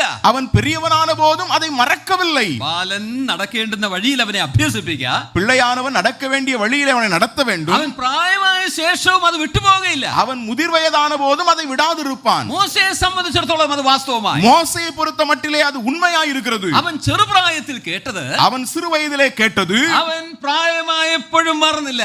அவன் வயதான பொழுதும் அதை மறக்கவில்லை. എന്താണ് ഇത് നമ്മെ ഓർപ്പിക്കുന്നത്? இது நமக்கு எதை ஞாபகப்படுத்துகிறது? കുഞ്ഞുങ്ങൾ ചെറുപ്രായമായിരിക്കുമ്പോൾ അവരെ പഠിപ്പിക്കേണ്ട കാര്യങ്ങളൊക്കെ പഠിപ്പിച്ചിരിക്കണം. பிள்ளைகள் சிறுவயதாய் இருக்கும் பொழுதே அவர்களுக்கு கற்றுக் கொடுக்க வேண்டிய காரியங்களை நாம் கற்றுக் கொடுக்க வேண்டும். അവർ ആരെന്നുള്ളത് അവരെ ഓർപ്പിക്കണം. அவர்கள் யார் என்கிறதை அவர்களுக்கு நினைவுபடுத்த வேண்டும். കർത്താവിനെ കുറിച്ച് അവരെ പഠിപ്പിക്കണം. கர்த்தரை குறித்து அவர்களுக்கு கற்றுக் கொடுக்க வேண்டும். സഭയുടെ പ്രാധാന്യം അവരെ പഠിപ്പിക്കണം. சபையினுடைய முக்கியத்துவத்தை அவர்களுக்கு கற்றுக் கொடுக்க வேண்டும். കൂടിവരവുകളുടെ പ്രാധാന്യം അവർ മനസ്സിലാക്കണം. கூட்டங்களுடைய கூடி வருதலுடைய முக்கியத்துவத்தை அவர்களுக்கு நாம் கற்றுக் கொடுக்க வேண்டும். ഇതൊക്കെ ചെറുപ്രായത്തിൽ തന്നെ കുഞ്ഞുങ്ങളെ പഠിപ്പിക്കേണ്ടത്. இதையெல்லாம் சிறு வயதில் தானே பிள்ளைகளுக்கு நாம் கற்றுக் கொடுக்க வேண்டும். നാം മിക്കവാറും ചെയ്യുന്നത് ഇച്ചിരൊക്കെ പ്രായമായി കഴിയുമ്പോൾ ഇവർ ഇതൊക്കെ പഠിക്കണമെന്ന് പറഞ്ഞുകൊണ്ട് പഠിപ്പിക്കാൻ തുടങ്ങും. அதாவது நாம் அதிகமாய் செய்கிறது கொஞ்சம் அவங்களுக்கு கொஞ்சம் வளர்ந்து வந்ததுக்கு அப்புறம் இதெல்லாம் அவங்களுக்கு கற்றுக் கொடுக்கணும்னு சொல்லி கற்றுக் கொடுக்க ஆரம்பிப்போம். ഇല്ല, ചെറുപ്രായത്തിൽ തന്നെ കുഞ്ഞുങ്ങൾ ഇതൊക്കെ പഠിക്കണം. இல்லை சிறு வயதில் தானே பிள்ளைகள் இதை கற்றுக்கொள்ள வேண்டும். വചനം അത് വ്യക്തമായി നമ്മോട് കൽപ്പിക്കുന്നുണ്ട്. வேத வசனம் அதை மிக தெளிவாக நமக்கு கட்டளை கொடுக்கிறது. ആവർത്തന പുസ്തകം 6-ാം അധ്യായത്തിൽ നാം അത് വ്യക്തമായി കാണുന്നു. உபாகம புத்தகம் 6-ாம் அதிகாரத்திலே இதை நாம் தெளிவாய் பார்க்கிறோம். നിങ്ങൾ കിടക്കുമ്പോഴും നടക്കുമ്പോഴും എഴുന്നേൽക്കുമ്പോഴും ഒക്കെ കുഞ്ഞുങ്ങളോട് ഇത് പറയണമെന്ന് വ്യക്തമായി കൽപ്പനയുണ്ട്. நீங்கள் படுக்கும் போதும் நடக்கும் போதும் எழுந்திருக்கும் போதும் பிள்ளைகளிடத்திலே இதை தெளிவாய் சொல்லுங்கள் என்கிறதான கட்டளை இங்கே கொடுக்கப்பட்டிருக்கிறது. എന്ന് വെച്ചാൽ കുഞ്ഞുങ്ങളെ വചനം പഠിപ്പിക്കുന്നത് നമ്മുടെ ജീവിത ശൈലിയാകണം. என்று சொன்னால் பிள்ளைகளுக்கு வசனத்தை கற்றுக் கொடுக்கிறது நம்முடைய வாழ்க்கை நடைமுறையாய் இருக்க வேண்டும், வாழ்க்கை பழக்கமாய் இருக்க வேண்டும். നമ്മൾ മിക്കവാറും ക്ലാസ്സിൽ ഇന്ന് എങ്ങനെ ഉണ്ടായിരുന്നു, എന്തൊക്കെ പഠിപ്പിച്ചു, നിനക്ക് എത്ര മാർക്ക് കിട്ടി, ഇന്ന് ക്ലാസ്സിൽ എന്തൊക്കെ സംഭവിച്ചു, ഈ കാര്യങ്ങളെ കുറിച്ചൊക്കെ ചോദിച്ച് നിർണയപ്പെടുത്താൻ നമുക്ക് വളരെ ഉത്സാഹം. ஆனா நாம இப்பெல்லாம் எப்படி இன்னைக்கு உங்க கிளாஸ்ல என்ன நடந்துச்சு, கிளாஸ்ல எப்படி படிச்ச, உன் மார்க்லாம் எப்படி இருந்துச்சு, இதை கேட்டு அந்த காரியங்களிலே தெளிவுபடுத்த தான் நாம் விரும்புகிறோம். അതൊന്നും ചോദിക്കാൻ വേദപുസ്തകത്തിൽ കൽപ്പനയില്ല. அதையெல்லாம் கேட்கறதுன்னு பைபிள்ல ஒன்றும் சொல்லப்படல. ചോദിക്കേണ്ടതല്ല ഞാൻ പറഞ്ഞത്. அதனால அப்படிலாம் கேட்க கூடாதுன்னு நான் சொல்லல. ചോദിച്ചോളൂ, நீங்க கேளுங்க. എന്നാൽ അതിന് കൽപ്പനയില്ല. ஆனா அப்படி நாம கேட்கணும், அவங்ககிட்ட இப்படிலாம் விசாரிக்கணும்னு கட்டளை கிடையாது. എന്നാൽ ഇത് പഠിപ്പിക്കുവാൻ കൽപ്പനയുണ്ട്. ஆனால் இதை கற்றுக் கொடுக்க வேண்டும் என்கிற கட்டளை இருக்கிறது. ഇത് കഴിഞ്ഞിട്ടായിരിക്കണം മറ്റു കാര്യങ്ങൾ. இதற்கப்புறம் தான் மற்ற விஷயங்கள். നമ്മുടെ ഭവനങ്ങൾ എങ്ങനെ ഇരിക്കുന്നു? நம்முடைய வீடுகள் எப்படி இருக்கிறது? ആ ഉത്തരവാദിത്തങ്ങളൊക്കെ നമ്മൾ മിക്കവാറും സൺഡേ സ്കൂൾ ടീച്ചേഴ്സിനെയും യൂത്ത് ലീഡേഴ്സിനെയും ഒക്കെ ഏൽപ്പിച്ചിരിക്കുക. அந்த பொறுப்புகளை எல்லாம் நாம் அதிகமாக ஞாயிறு பள்ளி ஆசிரியரிடத்திலும் அங்கே வாலிபர்களுடைய பொறுப்பாளிகளிடத்திலும் நாம் ஒப்புக் கொடுக்கிறோம். നാം ഒന്ന് ഓർക്കേണ്ടത് ഇതാ, நாம் முதலாவது ஞாபகப்படுத்த வேண்டியது இதுதான். ഈ സൺഡേ സ്കൂൾ ഒക്കെ ആരംഭിച്ചത് സ്ട്രീറ്റ് ചിൽഡ്രന് വേണ്ടി, തെരുവിലുള്ള പിള്ളേർക്ക് വേണ്ടി. சண்டே ஸ்கூல் ஆரம்பித்ததே தெருவில் இருந்தான பிள்ளைகளுக்காக தான் ஆரம்பிக்கப்பட்டது. അവർക്ക് വചനം പറഞ്ഞു കൊടുക്കാൻ മാതാപിതാക്കളില്ല, அவர்களுக்கு வசனத்தை கற்றுக் கொடுக்கிறதுக்கு பெற்றோர்கள் இல்லை. അത് കണ്ടുകൊണ്ട് തുടങ്ങിയതായത്. அதை பார்த்துட்டு தான் இந்த சண்டே ஸ்கூல் ஆரம்பிக்கப்பட்டது. ഇപ്പൊ അവരല്ല പഠിക്കുന്നത്, നമ്മുടെ പിള്ളേരാ പഠിക്കുന്നത്. ஆனா இப்ப அவங்க படிக்கிறது இல்ல, நம்ம பிள்ளைங்க தான் படிச்சுக்கிட்டு இருக்காங்க. കാരണം നമ്മുടെയും വീട്ടിൽ പഠിപ്പിക്കാൻ ആളില്ല. காரணம் நம்ம வீட்லயும் கத்துக் கொடுக்கிறதுக்கு ஆள் இல்ல. അതുകൊണ്ട് സൺഡേ സ്കൂള്, ആ യൂത്ത് മീറ്റിംഗ്, ഇതൊക്കെ പ്രബലപ്പെട്ടു വരിക. அதனால இந்த நாட்களில் சண்டே ஸ்கூலும் யூத் மீட்டிங்கும் இன்றைக்கு பிரபலம் அடைந்து கொண்டிருக்கிறது. ഞാൻ ഒരു കാര്യം ഓർപ്പിക്കട്ടെ, நான் ஒரு காரியத்தை இங்க சொல்றேனே, അതൊന്നും വേദപുസ്തകത്തിലുള്ളതല്ല. அது ஒன்று வேத புத்தகத்தில் உள்ளது அல்ல. സൺഡേ സ്കൂൾ വേദപുസ്തകത്തിലുണ്ട്, சண்டே ஸ்கூல் வேத புத்தகத்தில் இருக்குதா? യൂത്ത് മീറ്റിംഗ് വേദപുസ്തകത്തിലുണ്ടോ? வாலிபர் கூடுகை பைபிள்ல இருக்குதா? എന്നാൽ സഭകളിൽ ഇന്ന് ശക്തമാകുന്നത് അതൊക്കെയാ. ஆனா இன்றைக்கு அதிகமாய் பெருகி வருகிறது சபைகள்ல இவைகள் தான்.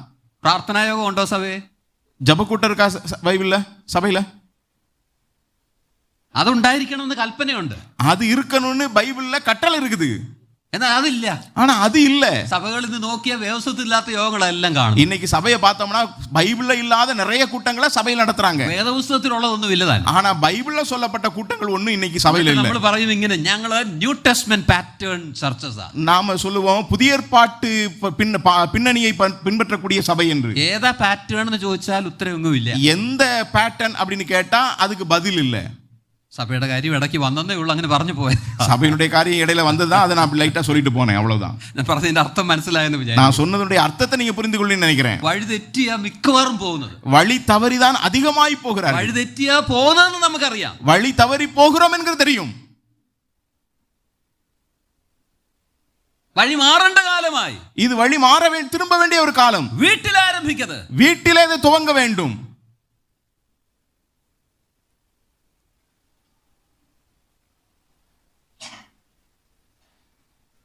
കുഞ്ഞുങ്ങളെ വചനം പഠിപ്പിക്കണം, பிள்ளைகளுக்கு வசனத்தை கற்றுக் கொடுக்க வேண்டும். ഒരു കാര്യം ഓർപ്പിക്കട്ടെ, ஒரு காரியத்தை சொல்ல விரும்புகிறேன். മാതാപിതാക്കളായ നാം പഠിച്ചില്ലെങ്കിൽ പിള്ളേർ ഒരിക്കലും പഠിക്കില്ല. பெற்றோர்களாகிய நாம படிக்கலனா பிள்ளைங்க ஒரு நாளும் படிக்க மாட்டாங்க. നമ്മൾ തുടങ്ങണം, நாம ஆரம்பிக்கணும். അവർക്ക് മാതൃകകളാകണം, அவர்களுக்கு நாம் முன்மாதிரிகளாக இருக்க வேண்டும். അങ്ങനെ അവർ അത് ചെയ്യുവാൻ ഇടവരും. அவ்விதமாக அதை கடைபிடிக்க வேண்டும். നമ്മിൽ കാണാത്തതൊന്നും അവർ ഒരിക്കലും ചെയ്യാൻ പോകുന്നില്ല. நம்மிலே காணப்படாத எந்த ஒரு காரியத்தையும் அவங்க ஒரு நாளும் செய்ய மாட்டாங்க. നമ്മളെ കാണിക്കാൻ ചെയ്യുമായിരിക്കാം, സ്വാതന്ത്ര്യം കിട്ടുമ്പോ ഇത് വിട്ട് വേറെ വഴിയും. ஒருவேளை நாம பார்க்கும்போது செய்யற மாதிரி அவங்க செய்வாங்க, ஆனா அவங்களுக்கு நேரம் கிடைக்கும் போது இதை விட்டு அவர்கள் பின்வாங்கி போய் விடுவார்கள். ഇതാണ് പല കുടുംബങ്ങളും ഇന്ന് നടക്കുന്നത്. இன்றைக்கு அநேக குடும்பங்கள் இதான் நடக்குது. മാതാപിതാക്കൾ മക്കൾ ബന്ധത്തിൽ വിശ്വാസം കാട്ടുന്ന കാര്യമാണ് ഞാനിപ്പോൾ പറഞ്ഞത്. பெற்றோர்கள் பிள்ளைகளோடுള്ളதான உறவிலே விசுவாசத்தை அவர்கள் வெளிப்படுத்தினார்கள் என்கிறதை குறித்து நான் சொல்லிக் கொண்டிருக்கிறேன். അവരെ കുറിച്ചുള്ള ദൈവിക ഉദ്ദേശം നാം അറിയണം. அவர்களை குறித்த தெய்வீக நோக்கத்தை நாம் அறிய வேண்டும். പ്രാർത്ഥനയിൽ അവരെ ദൈവകരങ്ങളിൽ പരമേൽപ്പിക്കണം. ஜெபத்திலே அவர்களை தேவனுடைய கரங்களில் ஒப்புக் கொடுக்க வேண்டும். അവരെ ആത്മീക നിർദ്ദേശങ്ങൾ, വചനം അവർക്ക് നൽകണം. அவர்களுக்கு ஆவிக்குரியதான காரியங்களை அல்லது வசனத்தை அவர்களுக்கு கற்றுக் கொடுக்க வேண்டும். ഭാര്യ ഭർത്തൃ ബന്ധത്തിൽ വിശ്വാസം, கணவன் மனைவி உறவிலே விசுவாசம், മാതാപിതാക്കൾ മക്കൾ ബന്ധത്തിൽ വിശ്വാസം, பெற்றோர் பிள்ளைகளோடுள்ளதான உறவிலே விசுவாസം. மூன்றாவதாக മക്കളുടെ തിരഞ്ഞെടുപ്പിലും വിശ്വാസത്തിന്റെ ദർശനം നാം കാണും. பிள்ளைகளை தெரிந்தெடுப்பிலும் விசுவாசத்தை அங்கே வெளிப்படுகிறதை நாம் பார்க்கிறோம். മോശയുടെ തിരഞ്ഞെടുപ്പ് നോക്കുക. மோசையினுடைய தெரிந்து கொள்ளப்படுதலை கவனியுங்களேன். വിശദീകരണത്തിലേക്ക് പോവാൻ ഞാൻ ആഗ്രഹിക്കുന്നില്ല. நான் விரிவாக சொல்ல வேண்டும் என்று விரும்பவில்லை. എനിക്ക് തോന്നുന്ന സമയം കഴിഞ്ഞെന്ന് തോന്നുന്നു. நான் நினைக்கிறேன் நேரம் முடிந்து விட்டது என்று நான் எண்ணுகிறேன். 3 കാര്യങ്ങൾ ശ്രദ്ധിക്കുക. 3 காரியங்களை கவனியுங்கள். 24 വാക്യം വരുമ്പോ, 24வது வசனம் வரும்போது, പാപത്തിന്റെ തൽക്കാല ഭോഗം താൻ വേണ്ടെന്ന് വെക്കുന്നു. அனித்தியமான பாவ சந்தோஷங்களை அனுபவிப்பதை பார்க்கிலும், പാപത്തിന്റെ തൽക്കാല ഭോഗം അവൻ വേണ്ടെന്ന് വെച്ചു. அனித்தியமான பாவ சந்தோஷங்களை அவன் வெறுத்து. രണ്ടാമത്, இரண்டாவதாக 25 വാക്യം 25 വസനത്തിലെ ഫറവോന്റെ പുത്രിയുടെ മകനെന്നുള്ള സ്ഥാനം അവൻ വേണ്ടെന്ന് വെച്ചു. 24 വസനത്തിലെ பார்வோனுடைய குமாரத்தின் மகன் எண்ணப்படுவதை வெறுத்து. 26 വാക്യം 26 வசனம் മിസ്രയീമിലെ നിക്ഷേപങ്ങൾ അവൻ വേണ്ടെന്ന് വെച്ചു. எகிப்திலுள்ளதான பொக்கிஷங்களை அவன் வெறுத்து. 3 കാര്യങ്ങൾ നാം കാണുന്നു ഇവിടെ. 3 காரியங்களை நாம் பார்க்கிறோம். ஒன்று പാപത്തിന്റെ തൽക്കാല ഭോഗം, അനിത്യமான പാപ സന്തോഷം, പ്ലഷേഴ്സ് അല്ലെങ്കിൽ ലോകത്തിന്റെ ആ വഞ്ചന, അതിന്റെ മോഹവും ഭോഗവും, அதாவது உலகத்தினுடைய இன்பங்கள், உலகத்தினுடைய வஞ்சனை அவைகள், അതിന്റെ ജഡീകോല്ലാസങ്ങൾ, அதனுடைய மாம்சீக பிரகாரமான இன்பங்கள், പ്ലഷേഴ്സിന് താൻ തന്റെ പുറംതിരിഞ്ഞു. அந்த ഇன்பங்களுக்கு അവൻ മുതുകു കാട്ടിனான். ഫറവോന്റെ പുത്രിയുടെ മകൻ എന്നുള്ള സ്ഥാനം, பார்வோனுடைய குமாரத்தின் மகன் என்கிறதான அந்த ஸ்தானம் എന്ന് വെച്ചാൽ അടുത്ത ഫറവോനാകാമായിരുന്നു என்று சொன்னால் அடுத்த பார்வோனாக இவன் மாற முடியும். പൊസിഷൻ, സ്ഥാനം, அவனுக்கு கொடுக்கப்படுவதான அந்த பதவி அல்லது ஸ்தானம், ലോകത്തിന്റെ സ്ഥാനം താൻ വേണ്ടെന്ന് വെച്ചു. உலகத்தினுடைய அந்த பதவி மேன்மையை அவன் வெறுத்தான். மூன்றாவதாக മിസ്രയീമിലെ നിക്ഷേപങ്ങൾ, எகிப்துள்ளதான பொக்கிஷம் എന്ന് വെച്ചാൽ പൊസഷൻസ്, അതിന്റെ ആ സമ്പത്തുകൾ என்று சொன்னால் அதனுடைய ஐஸ்வர்யங்கள், அதனுடைய அந்த வெகுமான் பெருமதி, അവ തൻ വേണ്ടെന്ന് വെച്ചു. அவைகள் வேண்டாம் என்று வைத்தான். പ്ലഷേഴ്സ്, அங்கே இன்பம், പൊസിഷൻ, பதவி and possessions, அது மட்டுமல்ல அவனுக்கு இருக்கக்கூடியதான உலகத்தின் ஐஸ்வர்யம். നാം 1 യോഹന്നാൻ 2-ാം അധ്യായം വായിക്കുമ്പോൾ 1 യോവാൻ 2-ാം അധികാരத்தை നാം വാസിക്കും பொழுது അവിടെ യോഹന്നാൻ ലോകത്തിൽ നിന്നുള്ള കാര്യങ്ങൾ എന്തെല്ലാമാണെന്ന് നാം കാണുന്നു. அங்கே உலகத்தில் உண்டானவைகள் எவைகள் என்று அங்கே யோவான் சொல்கிறதை நாம் பார்க்கின்றோம். 16-ാം വാക്യത്തിൽ നാം 16-ാം വസനത്തിൽ നാം വാസിக்கிறோம். ജഡമോഹം, മാംസത്തിൻ ഇച്ഛை, കൺகளின் ഇച്ഛை, ജീവിതത്തിന്റെ പ്രതാപം, ജീവനത്തിൻ പെരുமை, അതേ കാര്യങ്ങൾ നാം ഇവിടെ കാണുന്നു. அதே காரியங்களை தான் நாம் இங்கே பார்க்கிறோம். ജഡമോഹം, മാംസത്തിൻ ഇച്ഛை, തൽക്കാല ഭോഗം, പാപത്തിന്റെ അനിത്യமான பாவ சந்தோஷம். കൺമോഹം, കൺகளின் ഇച്ഛை, അത് ലോകത്തിൽ കാണുന്ന പൊസഷൻസ്, കാര്യങ്ങൾ, அது உலகத்திலே பார்க்கக்கூடியதான பதவிகள், അതിന്റെ നിക്ഷേപങ്ങൾ, அதனுடைய പൊക്കിഷങ്ങൾ. പിന്നെ നാം കാണുന്നത് ആ ജഡമോഹം, കൺമോഹം, ജീവനത്തിന്റെ പ്രതാപം, அதற்கு பின்பதாக ஜீவனத்தின் பெருமை, പ്രതാപം, പൊസിഷൻസ്, அதாவது பதவி, பெருமை. അവിടെ യോഹന്നാൻ പറയുന്നത് ഇവയാണ് ലോകത്തിൽ നിന്നുള്ളത്. அங்கே யோவான் சொல்லுகிறார் இவைகள் தான் உலகத்தினால் உண்டானவைகள். മോശയ്ക്ക് മിസ്രയീം നൽകുമായിരുന്നത് അവയാണ്. மோசேக்கு எகிப்து கொடுக்கக்கூடியது அதுவாக தான் இருந்தது. എന്നാൽ താൻ ഇവയൊന്നും വേണ്ടെന്ന് വെച്ചു. ஆனால் இவைகள் எல்லாம் எனக்கு வேண்டாம் என்று வைத்தார். ജനത്തോടൊപ്പം കഷ്ടപ്പെടുന്നത് താൻ ജീവിതത്തിൽ തിരഞ്ഞെടുത്തു. தேவ ஜனங்களோடு கூட துன்பத்தை அவன் தெரிந்து கொண்டான். ദൈവത്തിന്റെ മാനം താൻ പ്രധാനമായിട്ട് എടുത്തു. தேவனுடைய கூடியதான கனத்தை அவன் முக்கியமாய் தெரிந்து கொண்டான். വിശദീകരണങ്ങളിലേക്ക് പോവാൻ ഞാൻ ആഗ്രഹിക്കുന്നു. நான் விளக்கி சொல்ல வேண்டும் என்று நான் விரும்பவில்லை. ഞാൻ പറയുവാനായിട്ട് ആഗ്രഹിക്കുന്നത് ഇതാണ്. அருமையானவர்களே, நான் இங்கே சொல்ல விரும்புகிறது இதுதான். മാതാപിതാക്കൾ എന്നുള്ള നിലയിൽ, பெற்றோர்கள் என்கிறதான நிலையிலே നമ്മുടെ ഉത്തരവാദിത്തങ്ങൾ നാം നിറവേറ്റുമ്പോൾ, நம்முடைய பொறுப்புகளை நாம் நிறைவேற்றும் போது അടുത്ത തലമുറ ശരിയായ തെരഞ്ഞെടുപ്പുകൾ അവരുടെ ജീവിതത്തിന് ചെയ്യുവാൻ ഇടയായി. அடுத்த தலைமுறை அவர்களுடைய வாழ்க்கையிலே சரியான காரியங்களை தெரிந்து கொள்கிறவர்களாய் இருப்பார்கள். നമുക്കറിയാം, നമുക്ക് എല്ലാവർക്കും ആഗ്രഹമുണ്ട് അടുത്ത തലമുറ നേരെയായി പോകണമെന്നുള്ളത്. நமக்கு எல்லாருக்கும் விருப்பம் உண்டு, நம்முடைய அடுத்த சந்ததியானது, தலைமுறையானது நேராய் நடக்க வேண்டும் என்று. ആരും പറയില്ല എങ്ങനെയും പോകട്ടെന്ന്. யாரும் சொல்ல மாட்டாங்க எப்படி வேணாலும் போய் தொலையட்டும். നമുക്ക് എല്ലാവർക്കും ആഗ്രഹമുണ്ട് അവർ ശരിയായ വഴിയിലായി. நமக்கு எல்லாருக்கும் விருப்பம் உண்டு அவர்கள் சரியான பாதையிலே சொல்ல வேண்டும். എന്നാൽ നാം ഒരു കാര്യം ഓർക്കേണ്ടത്, ஆனால் ஒரு காரியத்தை நான் இங்கே சொல்கிறேன், നാം ശരിയാകണം, நாம் சரியாக வேண்டும், നാം മാതൃകയാകണം, நாம் முன்மாதிரியாய் இருக்க வேண்டும், നാം പഠിപ്പിക്കേണ്ടത് പഠിപ്പിക്കണം, நாம் கற்றுக் கொடுக்க வேண்டியதை கற்றுக் கொடுக்க வேண்டும், പഠിക്കേണ്ട കാലത്ത് പഠിപ്പിക്കണം, கற்றுக் கொடுக்க வேண்டிய காலத்திலே கற்றுக் கொடுக்க வேண்டும், പ്രാർത്ഥിക്കണം, ஜெபிக்க வேண்டும், അവരെ കുറിച്ച് ദൈവിക ഉദ്ദേശം സാധ്യമാകത്തക്കവണ്ണം അവരെ വളർത്തണം, அவர்களை குறித்தான தேவனுடைய நோக்கம் நிறைவேறத்தக்க விதத்திலே அவர்களை வளர்க்க வேண்டும். നാം ഇവയൊക്കെ നോക്കുമ്പോ, நாம் இவைகளை எல்லாம் கவனிக்கும் போது നമ്മുടെ കുടുംബ ജീവിതത്തെ ഒന്ന് പരിശോധിക്കുന്നത് ഏറെ നല്ലതാണ്. நம்முடைய குடும்ப வாழ்க்கையை நாம் சற்று யோசித்து பார்க்கிறது, சீர்தூக்கி பார்க்கிறது நல்லது. നാം എവിടെയെങ്കിലും ഒക്കെ തെറ്റായി പോയിട്ടുണ്ടെങ്കിൽ, நாம் எங்கேயாவது தவறி போயிருப்போம் என்றால், ആരും പറയില്ല ഞാൻ എങ്ങും തെറ്റായി പോയിട്ടില്ല, ഈ പറഞ്ഞു ഒന്നും എനിക്ക് ബാധകമല്ല എന്ന് ആരും പറയില്ല. நான் ஒன்றும் தவறி போகவில்லை, இங்கே சொல்லப்பட்ட காரியங்கள் ஒன்றும் எனக்கு அடுத்தது அல்ல என்று யாரும் சொல்ல வேண்டாம். കേട്ട കാര്യങ്ങളിൽ പലതും നാം കുറവുള്ളവരാണ്. கேட்ட காரியங்களை, அநேக காரியங்களை நாம் குறைவுள்ளவர்கள். എന്നാൽ ദൈവസന്നിധിയിൽ സന്നിധിയിൽ നാം വന്ന് ഈ കാര്യങ്ങൾ സാധ്യമാകത്തക്കവണ്ണം ദൈവകൃപ നമുക്ക് ലഭിക്കുവാൻ നാം ആവലോട് പ്രാർത്ഥിക്കേണ്ടത് ആഗ്രഹിക്കേണ്ടത് ഏറെയാണ്. நாம் தேவ சமூகத்திலே வந்து இந்த காரியங்கள் நம்முடைய வாழ்க்கை நடைமுறைப்படுத்தத்தக்கதான நிலையிலே ஆவலோடு கூட நாம் ஜெபித்து அர்ப்பணிக்க வேண்டியது அவசியமாக இருக்கிறது. പ്രിയമുള്ളവരെ, നമ്മുടെ കുഞ്ഞുങ്ങൾ തെറ്റിപ്പോയാൽ ഭവനത്തിന്റെ അടിസ്ഥാനം പോകുന്നത്. அருமையானவர்களே, நம்முடைய பிள்ளைகள் வழிதவறி போவார்கள் என்றால் நம்முடைய வீட்டினுடைய அஸ்திவாரமே குலுங்கி போய்விடும். എന്നാൽ അത് ശരിയാകണമെങ്കിൽ നാം ചെയ്യേണ്ടത് ചെയ്യണം. அதை சரியாக வேண்டும் என்றால் நாம் செய்ய வேண்டியதை செய்ய வேண்டும். അതിന് മാതൃക എന്നുള്ള നിലയിൽ മോശ പിറന്ന ഭവനം നാം ശ്രദ്ധിക്കുകയായിരുന്നു. அதற்கு மாதிரி என்கிற நிலையிலே மோசே பிறந்த அந்த குடும்பத்தை குறித்து நாம் சிந்தித்தோம். നാം ഓർത്തു, അവർ ഏറ്റവും അപകടകരമായ സമയത്ത് ജീവിച്ചിരുന്നവർ. நாம் சிந்தித்து பார்த்தோம், அவர்கள் மிக நெருக்கடியான ஒரு காலகட்டத்திலே வாழ்ந்திருந்தார்கள். സാധാരണ ജനം, സാധാരണ മനുഷ്യർ, சாதாரணமான மனிதர்கள்.